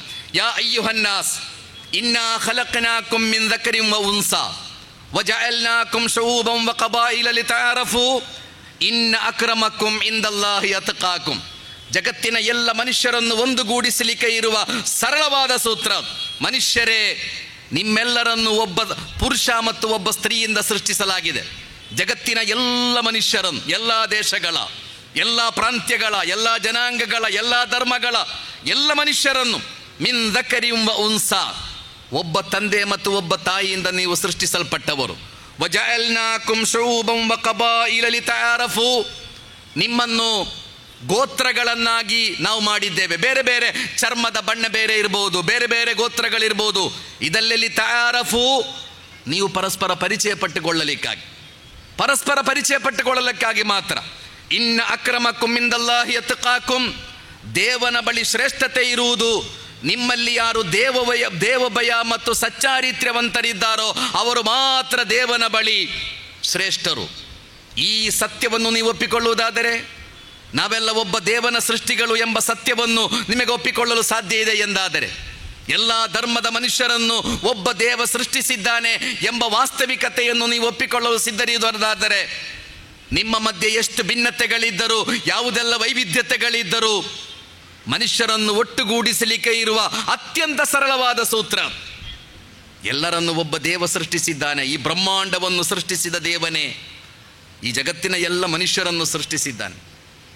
ಎಲ್ಲರ ತಂದೆ ಒಬ್ಬನೇ, ಎಲ್ಲರ ತಾಯಿ ಒಬ್ಬಳೇ ಎಂಬ ಸತ್ಯ ನಿಮಗೆ ಅರಿವಾದರೆ, ಬಹಳ ಸರಳವಾದ ಸತ್ಯವನ್ನು ನೀವು ಅರ್ಥ ಮಾಡಿಕೊಂಡ್ರೆ, ನಿಮ್ಮ ಮಧ್ಯೆ ಸಮಸ್ಯೆಗಳು ಖಂಡಿತ ಇರುವುದಿಲ್ಲ, ನಿಮ್ಮ ಮಧ್ಯೆ ಗೊಂದಲಗಳಿರುವುದಿಲ್ಲಲ್ಲ. ಆದ್ದರಿಂದಲೇ ಆ ಶ್ರೇಷ್ಠವಾದ ಒಂದು ಸಂದೇಶವನ್ನು ಜಗತ್ತಿಗೆ ಆ ಗ್ರೌಂಡಿನಲ್ಲಿ ಕೊಡಲಾಗುತ್ತೆ. ಪವಿತ್ರ ಕುರ್ಆನ್ ಕಲಿಸಿಕೊಟ್ಟಿರುವ ಸಂದೇಶ ಅದು. ಸಹೋದರರೇ, ಮನುಷ್ಯ ಅತ್ಯುತ್ತಮ ಪ್ರಕೃತಿಯಲ್ಲಿ ನಿಮ್ಮನ್ನು ಸೃಷ್ಟಿಸಲಾಗಿದೆ ಎಂದು ಹೇಳುವಾಗ ಅವ ಅತ್ಯುತ್ತಮನಾಗಿ ಬದುಕಲೇಬೇಕಾಗುತ್ತದೆ. ಮನುಷ್ಯನ ಗೌರವ ಇರುವುದು ವ್ಯಾಲ್ಯೂಸ್ಗಳಲ್ಲಿ. ವ್ಯಾಲ್ಯೂಸ್ಗಳಿದ್ದರೆ ಮಾತ್ರ ಮನುಷ್ಯನಿಗೆ ಗೌರವ ಇರುತ್ತದೆ. ನಿಮ್ಮ ಬದುಕಿಗೆ ವ್ಯಾಲ್ಯೂಸ್ಗಳಿಲ್ಲ ಎಂದಾದರೆ ಬದುಕಿನಲ್ಲಿ ಯಾವ ಗೌರವವೂ ನಿಮಗೆ ಇರುವುದಿಲ್ಲ. ವ್ಯಾಲ್ಯೂಸ್ಗಳಿಲ್ಲದ ಸಮಾಜ ನಮ್ಮದು. ಮೈ ಬಾಡಿ ಮೈ ಚಾಯ್ಸ್ ಅಂತ ಕಲ್ಚರಲ್ ಲಿಬರಲಿಸಮ್ ವ್ಯಾಪಕ ಆಗ್ತಾ ಇದೆ ಸಮಾಜದಲ್ಲಿ. ಮೈ ಬಾಡಿ ಮೈ ಚಾಯ್ಸ್, ನನ್ನ ಶರೀರ ನನ್ನ ಆಯ್ಕೆ, ನಾನು ಏನು ಮಾಡ್ಬೋದು, ಏನು ಮಾಡಿದರೂ ನೀವು ಪ್ರಶ್ನಿಸುವಂತಿಲ್ಲ, ಏನು ಬೇಕಾದರೂ ಆಗ್ಬೋದು, ಏನು ಬೇಕಾದರೂ ಆಗ್ಬೋದು. ನೀವು ಮೊನ್ನೆ ನ್ಯೂ ಇಯರ್ ಸೆಲೆಬ್ರೇಷನ್ ಆಯ್ತಲ್ಲ ನೋಡಿ, ನ್ಯೂ ಇಯರ್ ಸೆಲೆಬ್ರೇಷನ್ 2024ಕ್ಕೆ ವಿದಾಯ ಹೇಳಿ 2025 ಸ್ವಾಗತಿಸಿದೆ. ಹೇಗೆ? ನಮ್ಮ ರಾಜ್ಯದಲ್ಲಿ, ಕರ್ನಾಟಕದಲ್ಲಿ ಒಂದು ದಿವಸ 800 ಕೋಟಿ ರೂಪಾಯಿಯ ಮದ್ಯ ಮಾರಾಟ ಆಯಿತು ನ್ಯೂ ಇಯರ್ ಸೆಲೆಬ್ರೇಷನ್ ಮಾಡಲಿಕ್ಕೆ.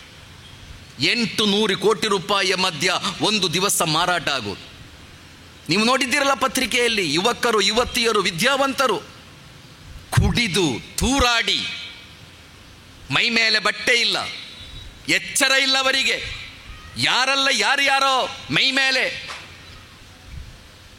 ಇದನ್ನು ನಮ್ಮ ಮಾಧ್ಯಮಗಳು ಹೇಗೆ ವರ್ಣಿಸುವುದು? ಬಹಳ ಸಂಭ್ರಮದಿಂದ ವರ್ಣಿಸುವುದು ಇದನ್ನಲ್ಲ. ಇದು ಕೆಟ್ಟ ಕೆಲಸ, ಇದು ಪಾಪ, ಇದು ಅಪರಾಧ, ಇದು ನಡೀಬಾರದು ಎಂಬ ರೀತಿಯಲ್ಲಿ ಅಲ್ಲ ನಿಮ್ಮ ಮಾಧ್ಯಮಗಳು ಇದನ್ನು ಚರ್ಚೆ ಮಾಡುವುದು. ಇದೇನೋ ಒಂದು ಆಧುನಿಕತೆ ಎಂಬ ರೀತಿಯಲ್ಲಿ, ಇದು ನಡೆಯಲೇಬೇಕಾದ ಕ್ರಮ ಎಂಬ ರೀತಿಯಲ್ಲಿ, ಅಥವಾ ಇದೆಲ್ಲ ಸಾಮಾನ್ಯ ಎಂಬ ರೀತಿಯಲ್ಲಿ ಸಮಾಜ ಅದನ್ನು ಅರ್ಥ ಮಾಡುವುದು, ಮಾಧ್ಯಮಗಳದರ ಬಗ್ಗೆ ವರದಿ ಮಾಡುವುದು, ಸಮಾಜ ತಿಳಿಯುವುದು ಎಲ್ಲ ಹೀಗೆ. ಅಂದರೆ ನಿಮಗೆ ಏನೂ ಆಗ್ಬೋದು ನೀವು. ಮೈ ಬಾಡಿ ಮೈ ಚಾಯ್ಸ್ ಅಂತ, ನನ್ನ ಶರೀರ ನನ್ನ ಆಯ್ಕೆ.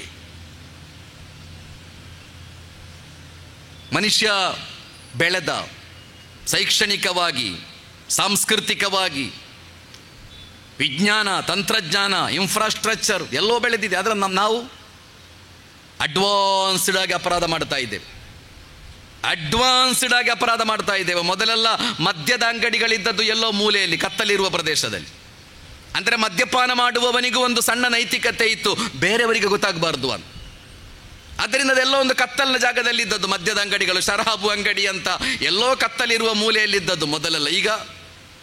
ಈಗ ಹಂಪನಕಟ್ಟೆಯಲ್ಲೇ ಸೂಪರ್ ಮಾರ್ಕೆಟ್ ಇರುವುದು, ಮದ್ಯದ ಅಂಗಡಿ ಹಂಪನಕಟ್ಟೆಯಲ್ಲೇ, ತೊಕ್ಕೊಟ್ಟು ಜಂಕ್ಷನ್ನಲ್ಲೇ ಇರುವುದು. ಅಲ್ಲಿ ಹೋಗಿ ಯಾವ ನಾಚಿಕೆಯೂ ಇಲ್ಲದೆ ನಿರ್ಲಜ್ಜೆಯಿಂದ ಯುವಕರು ಯುವತಿಯರು ಸಾಲಾಗಿ ನಿಲ್ಲುವುದು, ಮದ್ಯ ಸೇದುವುದು. ಅಂದರೆ ನೀವು ಬೆಳೆದಂತೆ ಅಡ್ವಾನ್ಸ್ಡ್ ಆಗಿ ನೀವು ಅಪರಾಧ ಮಾಡುವುದು. ಮೊದಲೆಲ್ಲ ಕಳ್ಳತನ ಮಾಡಬೇಕಾದರೆ ಪಾಪ ಈ ಕಳ್ಳ 1 ಗಂಟೆ ರಾತ್ರಿಯ ತನಕ ನಿದ್ದೆಗೆಟ್ಟು 2 ಗಂಟೆಗೆ ಮನೆಗೆ ಹೋಗಿ ಬೀಗ ಮುರಿದು ಕಳ್ಳತನ ಮಾಡ್ತಾ ಇದ್ದದ್ದು. ಈಗ ಯಾರೋ ನಿಮಗೆ ಫೋನ್ ಮಾಡಿ OTP ಕೇಳ್ತಾರೆ. ನೀವು OTP ಕೊಟ್ಟರೆ ನಿಮ್ಮ ದುಡ್ಡೆಲ್ಲ ಕಲಾಸ್, ನಿಮ್ಮ ಬ್ಯಾಂಕಿನಲ್ಲಿ ಎಷ್ಟು ದುಡ್ಡಿದ್ರು ಕಲಾಸ್. ಅಡ್ವಾನ್ಸ್ಡ್ ಕಳ್ಳರು ನೋಡ್ತಾ ಇದ್ದೇವಲ್ಲ ಯಾವುದೆಲ್ಲ ರೀತಿಯಲ್ಲಿ ನಡೀತಾ ಇದೆ ಅಂತ. ಅಂದರೆ ಮನುಷ್ಯ ಬೆಳೆದಂತೆ, ನೀವು ಹೆಚ್ಚು ತಿಳುವಳಿಕೆ ಗಳಿಸಿಕೊಂಡಂತೆ ನೀವೆಲ್ಲ ಅಡ್ವಾನ್ಸ್ಡ್ ಅಪರಾಧಿಗಳು. ಸಹೋದರ ವ್ಯಾಲ್ಯೂಸ್ಗಳಿಲ್ಲದ ಬದುಕು, ಆ ಬದುಕು, ಅದಕ್ಕೆ ಗೌರವ ಎಂಬುದು ಇರಲಿಕ್ಕೆ ಸಾಧ್ಯವೇ ಇಲ್ಲ, ಅದಕ್ಕೆ ಘನತೆ ಎಂಬುದು ಇರಲಿಕ್ಕೆ ಸಾಧ್ಯವೇ ಇಲ್ಲ. ಇಸ್ಲಾಮಿನಲ್ಲಿ ನಮಾಜ್ ಮಾಡುವುದು ಕಡ್ಡಾಯ, 5 ಸಲದ ನಮಾಜ್ ಮಾಡಲೇಬೇಕು ಅಂತ ಕುರ್ಆನ್ನ ಕಟ್ಟುನಿಟ್ಟಾದ ಆದೇಶ. ರಂಜಾನ್ ತಿಂಗಳಲ್ಲಿ 1 ತಿಂಗಳು ಉಪವಾಸ ಆಚರಿಸಲೇಬೇಕು, ಕಟ್ಟುನಿಟ್ಟಾದ ಆದೇಶ. ಆದರೆ ನಮಾಜ್ ಮಾಡಲಿಕ್ಕೆ, ಒಬ್ಬನಿಗೆ ನಿಂತುಕೊಂಡು ನಮಾಜ್ ಮಾಡಲಿಕ್ಕೆ ಸಾಧ್ಯ ಇಲ್ಲ ಎಂದಾದರೆ ಕುಳಿತುಕೊಂಡು ಮಾಡಿ, ಪರ್ಮಿಷನ್ ಇದೆ, ಕುಳಿತುಕೊಂಡು ನಿಮಗೆ ಸಾಧ್ಯ ಆಗುವುದಿಲ್ಲ ಎಂದಾದರೆ ಮಲಗಿಕೊಂಡು ನಮಾಜ್ ಮಾಡಿ ಅಂತ ಪರ್ಮಿಷನ್ ಕೊಡಲಾಗಿದೆ. ಇನ್ನು ಉಪವಾಸ ನಿಮಗೆ ಆಚರಿಸಲಿಕ್ಕೆ ಸಾಧ್ಯ ಇಲ್ಲ, ನಿಮ್ಮ ಆರೋಗ್ಯ ನಿಮಗೆ ಸಪೋರ್ಟ್ ಮಾಡ್ತಾ ಇಲ್ಲ ಎಂದಾದರೆ ಬೇಡ, ಉಪವಾಸ ಆಚರಿಸುವುದು ಬೇಡ ಅಂತ ಹೇಳಲಾಗಿದೆ. ಹಜ್ಜಿಗೆ ಹೋಗಬೇಕಾದದ್ದು ನಿಮ್ಮ ಕೈಯಲ್ಲಿ ದುಡ್ಡಿದೆ, ಆರೋಗ್ಯ ಇದ್ದರೆ ಮಾತ್ರ ಹೋದರೆ ಸಾಕು ಹಜ್ಜಿಗೆ. ಎಲ್ಲ ಆರಾಧನೆಗಳಲ್ಲೂ ಕನ್ಸೆಷನ್ ಇದೆ, ಆದರೆ ಸುಳ್ಳು ಹೇಳಲಿಕ್ಕೆ ನಿಮಗೆ ಕನ್ಸೆಷನ್ ಕೊಡಲೇ ಇಲ್ಲ. ಸುಳ್ಳು ಹೇಳುವುದಕ್ಕೆ ನಿಮಗೆ ಪರ್ಮಿಷನೇ ಇಲ್ಲ. ನಮಾಜ್ ಬೇಕಾದರೆ ನಿಂತುಕೊಂಡು ಮಾಡಲಿಕ್ಕೆ ಸಾಧ್ಯ ಇಲ್ಲ ಅಂದರೆ ಕುಳಿತುಕೊಂಡು ಮಾಡಿ. ಅದೇ ಕುರ್ಆನ್ನಲ್ಲಿ ಬದುಕಿನ ಕೊನೆಯ ಕ್ಷಣದ ತನಕ ಸುಳ್ಳು ಹೇಳುವುದಕ್ಕೆ ನಿಮಗೆ ಅನುಮತಿ ಕೊಡಲಾಗಿಲ್ಲ. ಬದುಕಿನ ಕೊನೆಯ ಕ್ಷಣದ ತನಕ ವಂಚನೆ ಮಾಡಲಿಕ್ಕೆ ನಿಮಗೆ ಅನುಮತಿ ಕೊಡಲಾಗಿಲ್ಲ. ಬದುಕಿನ ಕೊನೆಯ ಕ್ಷಣದ ತನಕ ಮೋಸ ಮಾಡಲಿಕ್ಕೆ ನಿಮಗೆ ಪರ್ಮಿಷನ್ ಕೊಡಲಾಗಿಲ್ಲ. ನಿಷಿದ್ಧ ಅದು. ಸಹೋದರರೇ, ವ್ಯಾಲ್ಯೂಸ್ಗಳು ಕುರ್ಆನ್ ಕಲಿಸಿಕೊಟ್ಟ ಬಹಳ ದೊಡ್ಡ ಪಾಠ. ಪ್ರೀತಿ, ಸಹಾನುಭೂತಿ. ಈಗದ ಯುವ ಜನಾಂಗಕ್ಕೆಲ್ಲ ಅವರು ಹಳೆಯದನ್ನೆಲ್ಲ ವಿರೋಧಿಸ್ತಾ ಇದ್ದಾರೆ. ಹಳೆಯದೆಲ್ಲ ಓಲ್ಡ್ ಅಂತ.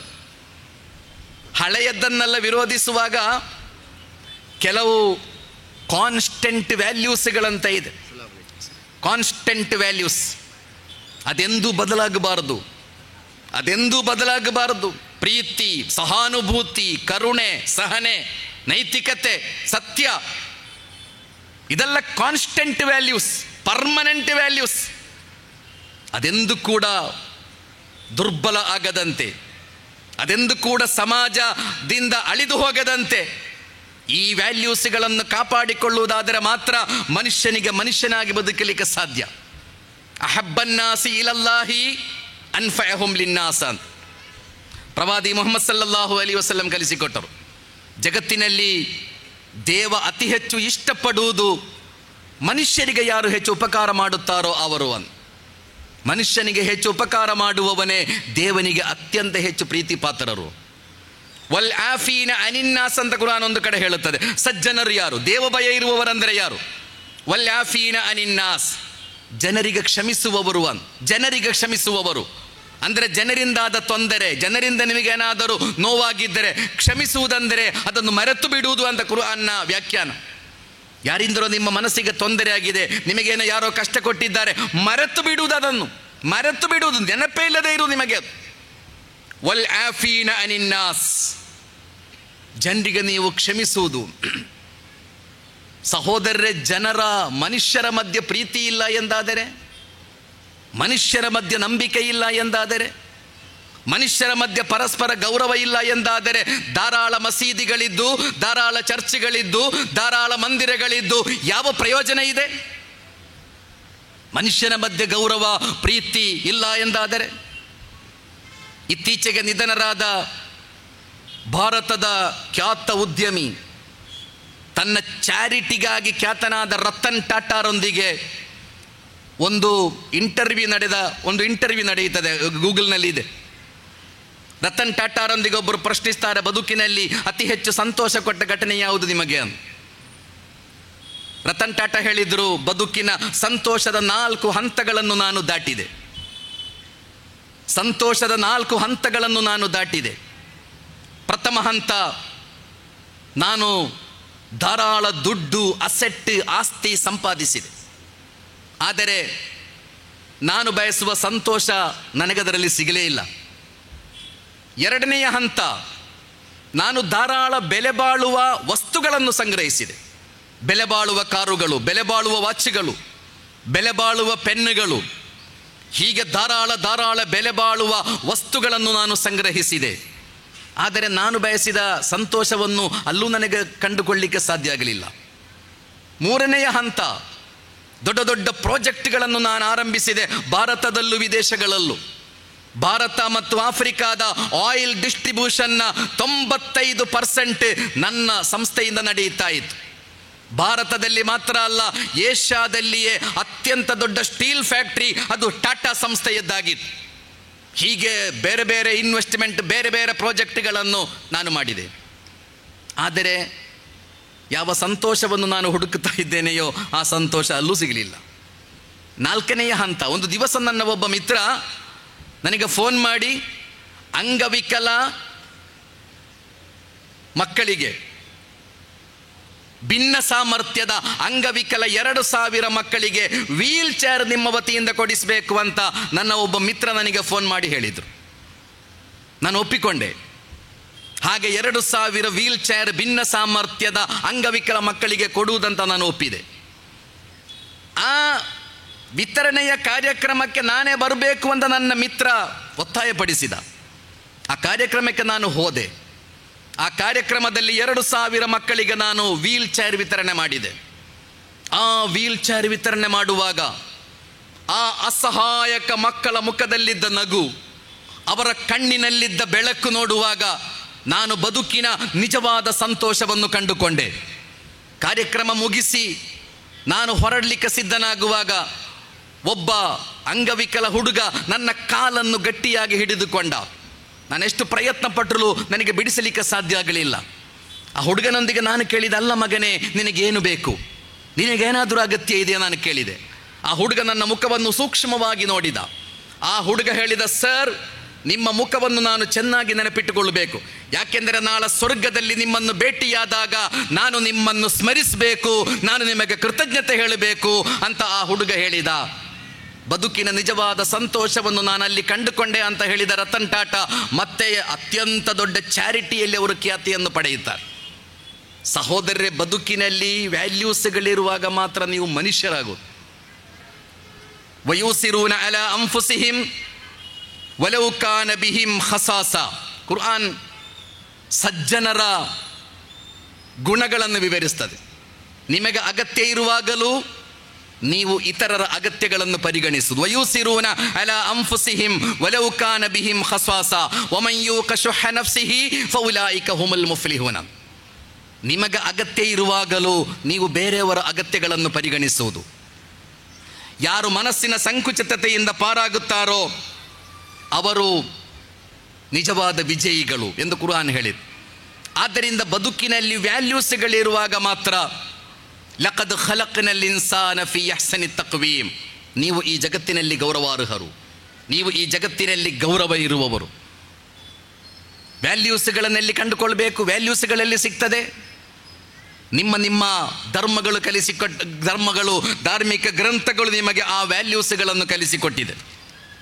ಆದ್ದರಿಂದ ಸಹೋದರ ಸಹೋದರಿಯರೇ,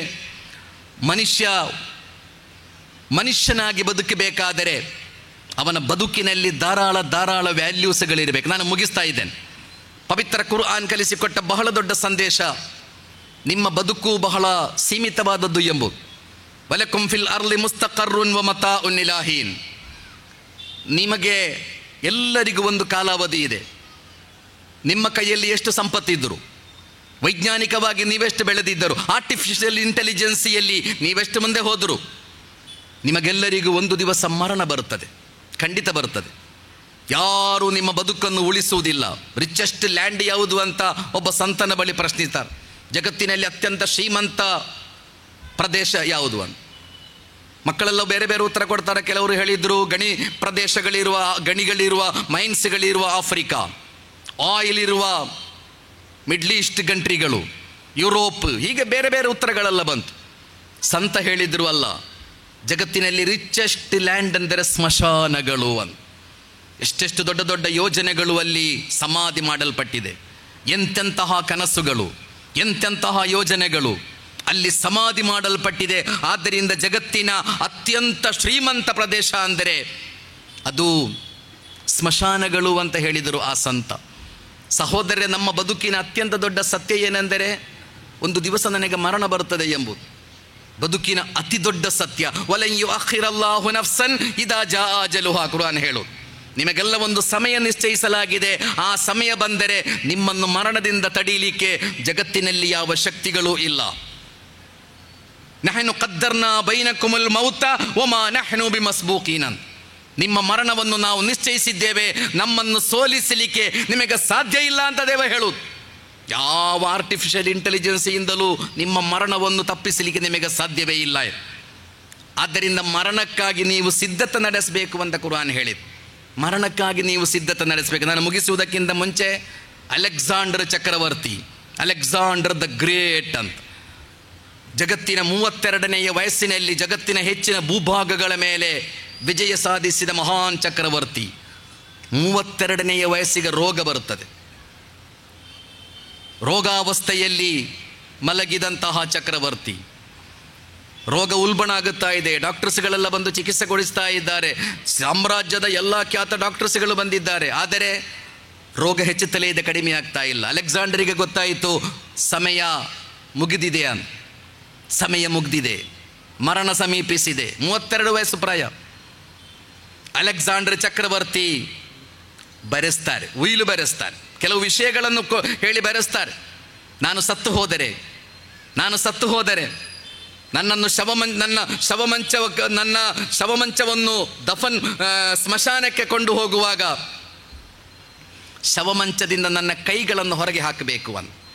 ನನ್ನ 2 ಕೈಗಳನ್ನು ಹೀಗೆ ಶವಮಂಚದಿಂದ ನೀವು ಹೊರಗೆ ಹಾಕಬೇಕು.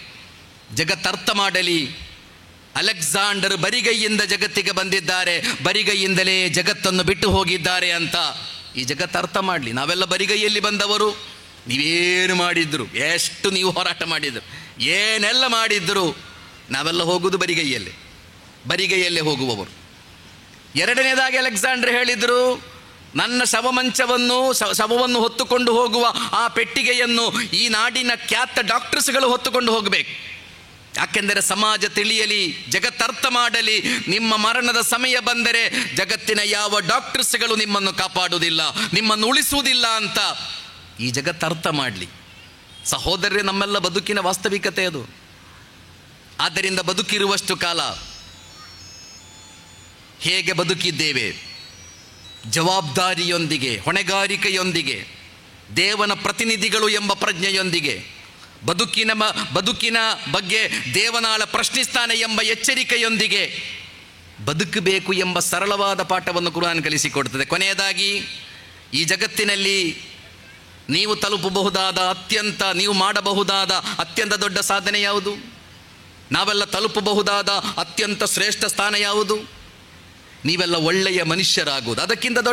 ಅದಕ್ಕಿಂತ ಹೆಚ್ಚು ಸಾಧನೆ ಮಾಡಲಿಕ್ಕೆ ಸಾಧ್ಯ ಇಲ್ಲಲ್ಲ. ನಾವೆಲ್ಲ ಮಾಡಬಹುದಾದ ಅತ್ಯಂತ ದೊಡ್ಡ ಸಾಧನೆ ನೀವೆಲ್ಲ ಒಳ್ಳೆಯ ಮನುಷ್ಯರಾಗುವುದು. ನಾಳೆ ನನ್ನ ಮಗ ನನ್ನ ಅಪ್ಪ ಒಬ್ಬ ಒಳ್ಳೆಯ ಡಾಕ್ಟರ್ ಆಗಿದ್ದ, ನನ್ನ ಅಪ್ಪ ಒಬ್ಬ ಒಳ್ಳೆಯ ಪ್ರವಚನಕಾರ ಆಗಿದ್ದ, ನನ್ನ ಅಪ್ಪ ಒಬ್ಬ ಒಳ್ಳೆಯ ಇಂಜಿನಿಯರ್ ಆಗಿದ್ದ, ನನ್ನ ಅಪ್ಪ ಒಬ್ಬ ಒಳ್ಳೆಯ ಧಾರ್ಮಿಕ ವಿದ್ವಾಂಸ ಎಂದೆಲ್ಲ ಹೇಳುವುದಕ್ಕಿಂತ ನನ್ನ ಮಗ, ನನ್ನ ಅಪ್ಪ ಒಬ್ಬ ಒಳ್ಳೆಯ ಮನುಷ್ಯನಾಗಿದ್ದ, ನನ್ನ ಅಪ್ಪ ಒಬ್ಬ ಒಳ್ಳೆಯ ಮನುಷ್ಯನಾಗಿದ್ದ, ಧಾರಾಳ ವ್ಯಾಲ್ಯೂಸ್ಗಳಿದ್ದ, ಎಲ್ಲ ಮನುಷ್ಯರನ್ನು ಪ್ರೀತಿಸುತ್ತಿದ್ದ, ಗೌರವಿಸುತ್ತಿದ್ದ, ವ್ಯಾಲ್ಯೂಸ್ಗಳಿದ್ದ ಒಬ್ಬ ಒಳ್ಳೆಯ ಮನುಷ್ಯನಾಗಿದ್ದ ನನ್ನ ಅಪ್ಪ ಅಂತ ನನ್ನ ಮಗ ಹೇಳುವುದಾದರೆ ಅದಕ್ಕಿಂತ ದೊಡ್ಡ ಗೌರವ, ಅದಕ್ಕಿಂತ ದೊಡ್ಡ ಸಮ್ಮಾನ, ಅದಕ್ಕಿಂತ ದೊಡ್ಡ ಬಹುಮಾನ ಖಂಡಿತ ಜಗತ್ತಿನಲ್ಲಿ ನಮಗೆ ಸಿಗಲಿಕ್ಕೆ ಸಾಧ್ಯವೇ ಇಲ್ಲ. ಆ ಒಳ್ಳೆಯ ಮನುಷ್ಯರಾಗುವ ಎಲ್ಲ ಪಾಠಗಳನ್ನು ಪವಿತ್ರ ಕುರ್ಆನ್ ನಮಗೆ ಕಲಿಸಿಕೊಡುತ್ತದೆ. ಆ ಶಿಕ್ಷಣಗಳು, ಆ ಮಾರ್ಗದರ್ಶನಗಳು ನಮಗೆಲ್ಲ ಆದರ್ಶವಾಗಲಿ, ನಮಗೆಲ್ಲ ದಾರಿ ತೋರಲಿ, ನಮಗೆಲ್ಲ ಬೆಳಕನ್ನು ತೋರಲಿ ಎಂಬ ಪ್ರಾರ್ಥನೆಯೊಂದಿಗೆ ತಮಗೆಲ್ಲ ಕೃತಜ್ಞತೆಗಳನ್ನು ಹೇಳಿ ಮುಗಿಸ್ತಾ ಇದ್ದೇನೆ. ಅಸ್ಸಲಾಮು ಅಲೈಕುಂ. ನಿಮ್ಮೆಲ್ಲರ ಮೇಲೆ ದೇವನ ಶಾಂತಿ ಮತ್ತು ಕರುಣೆ ಇರಲಿ.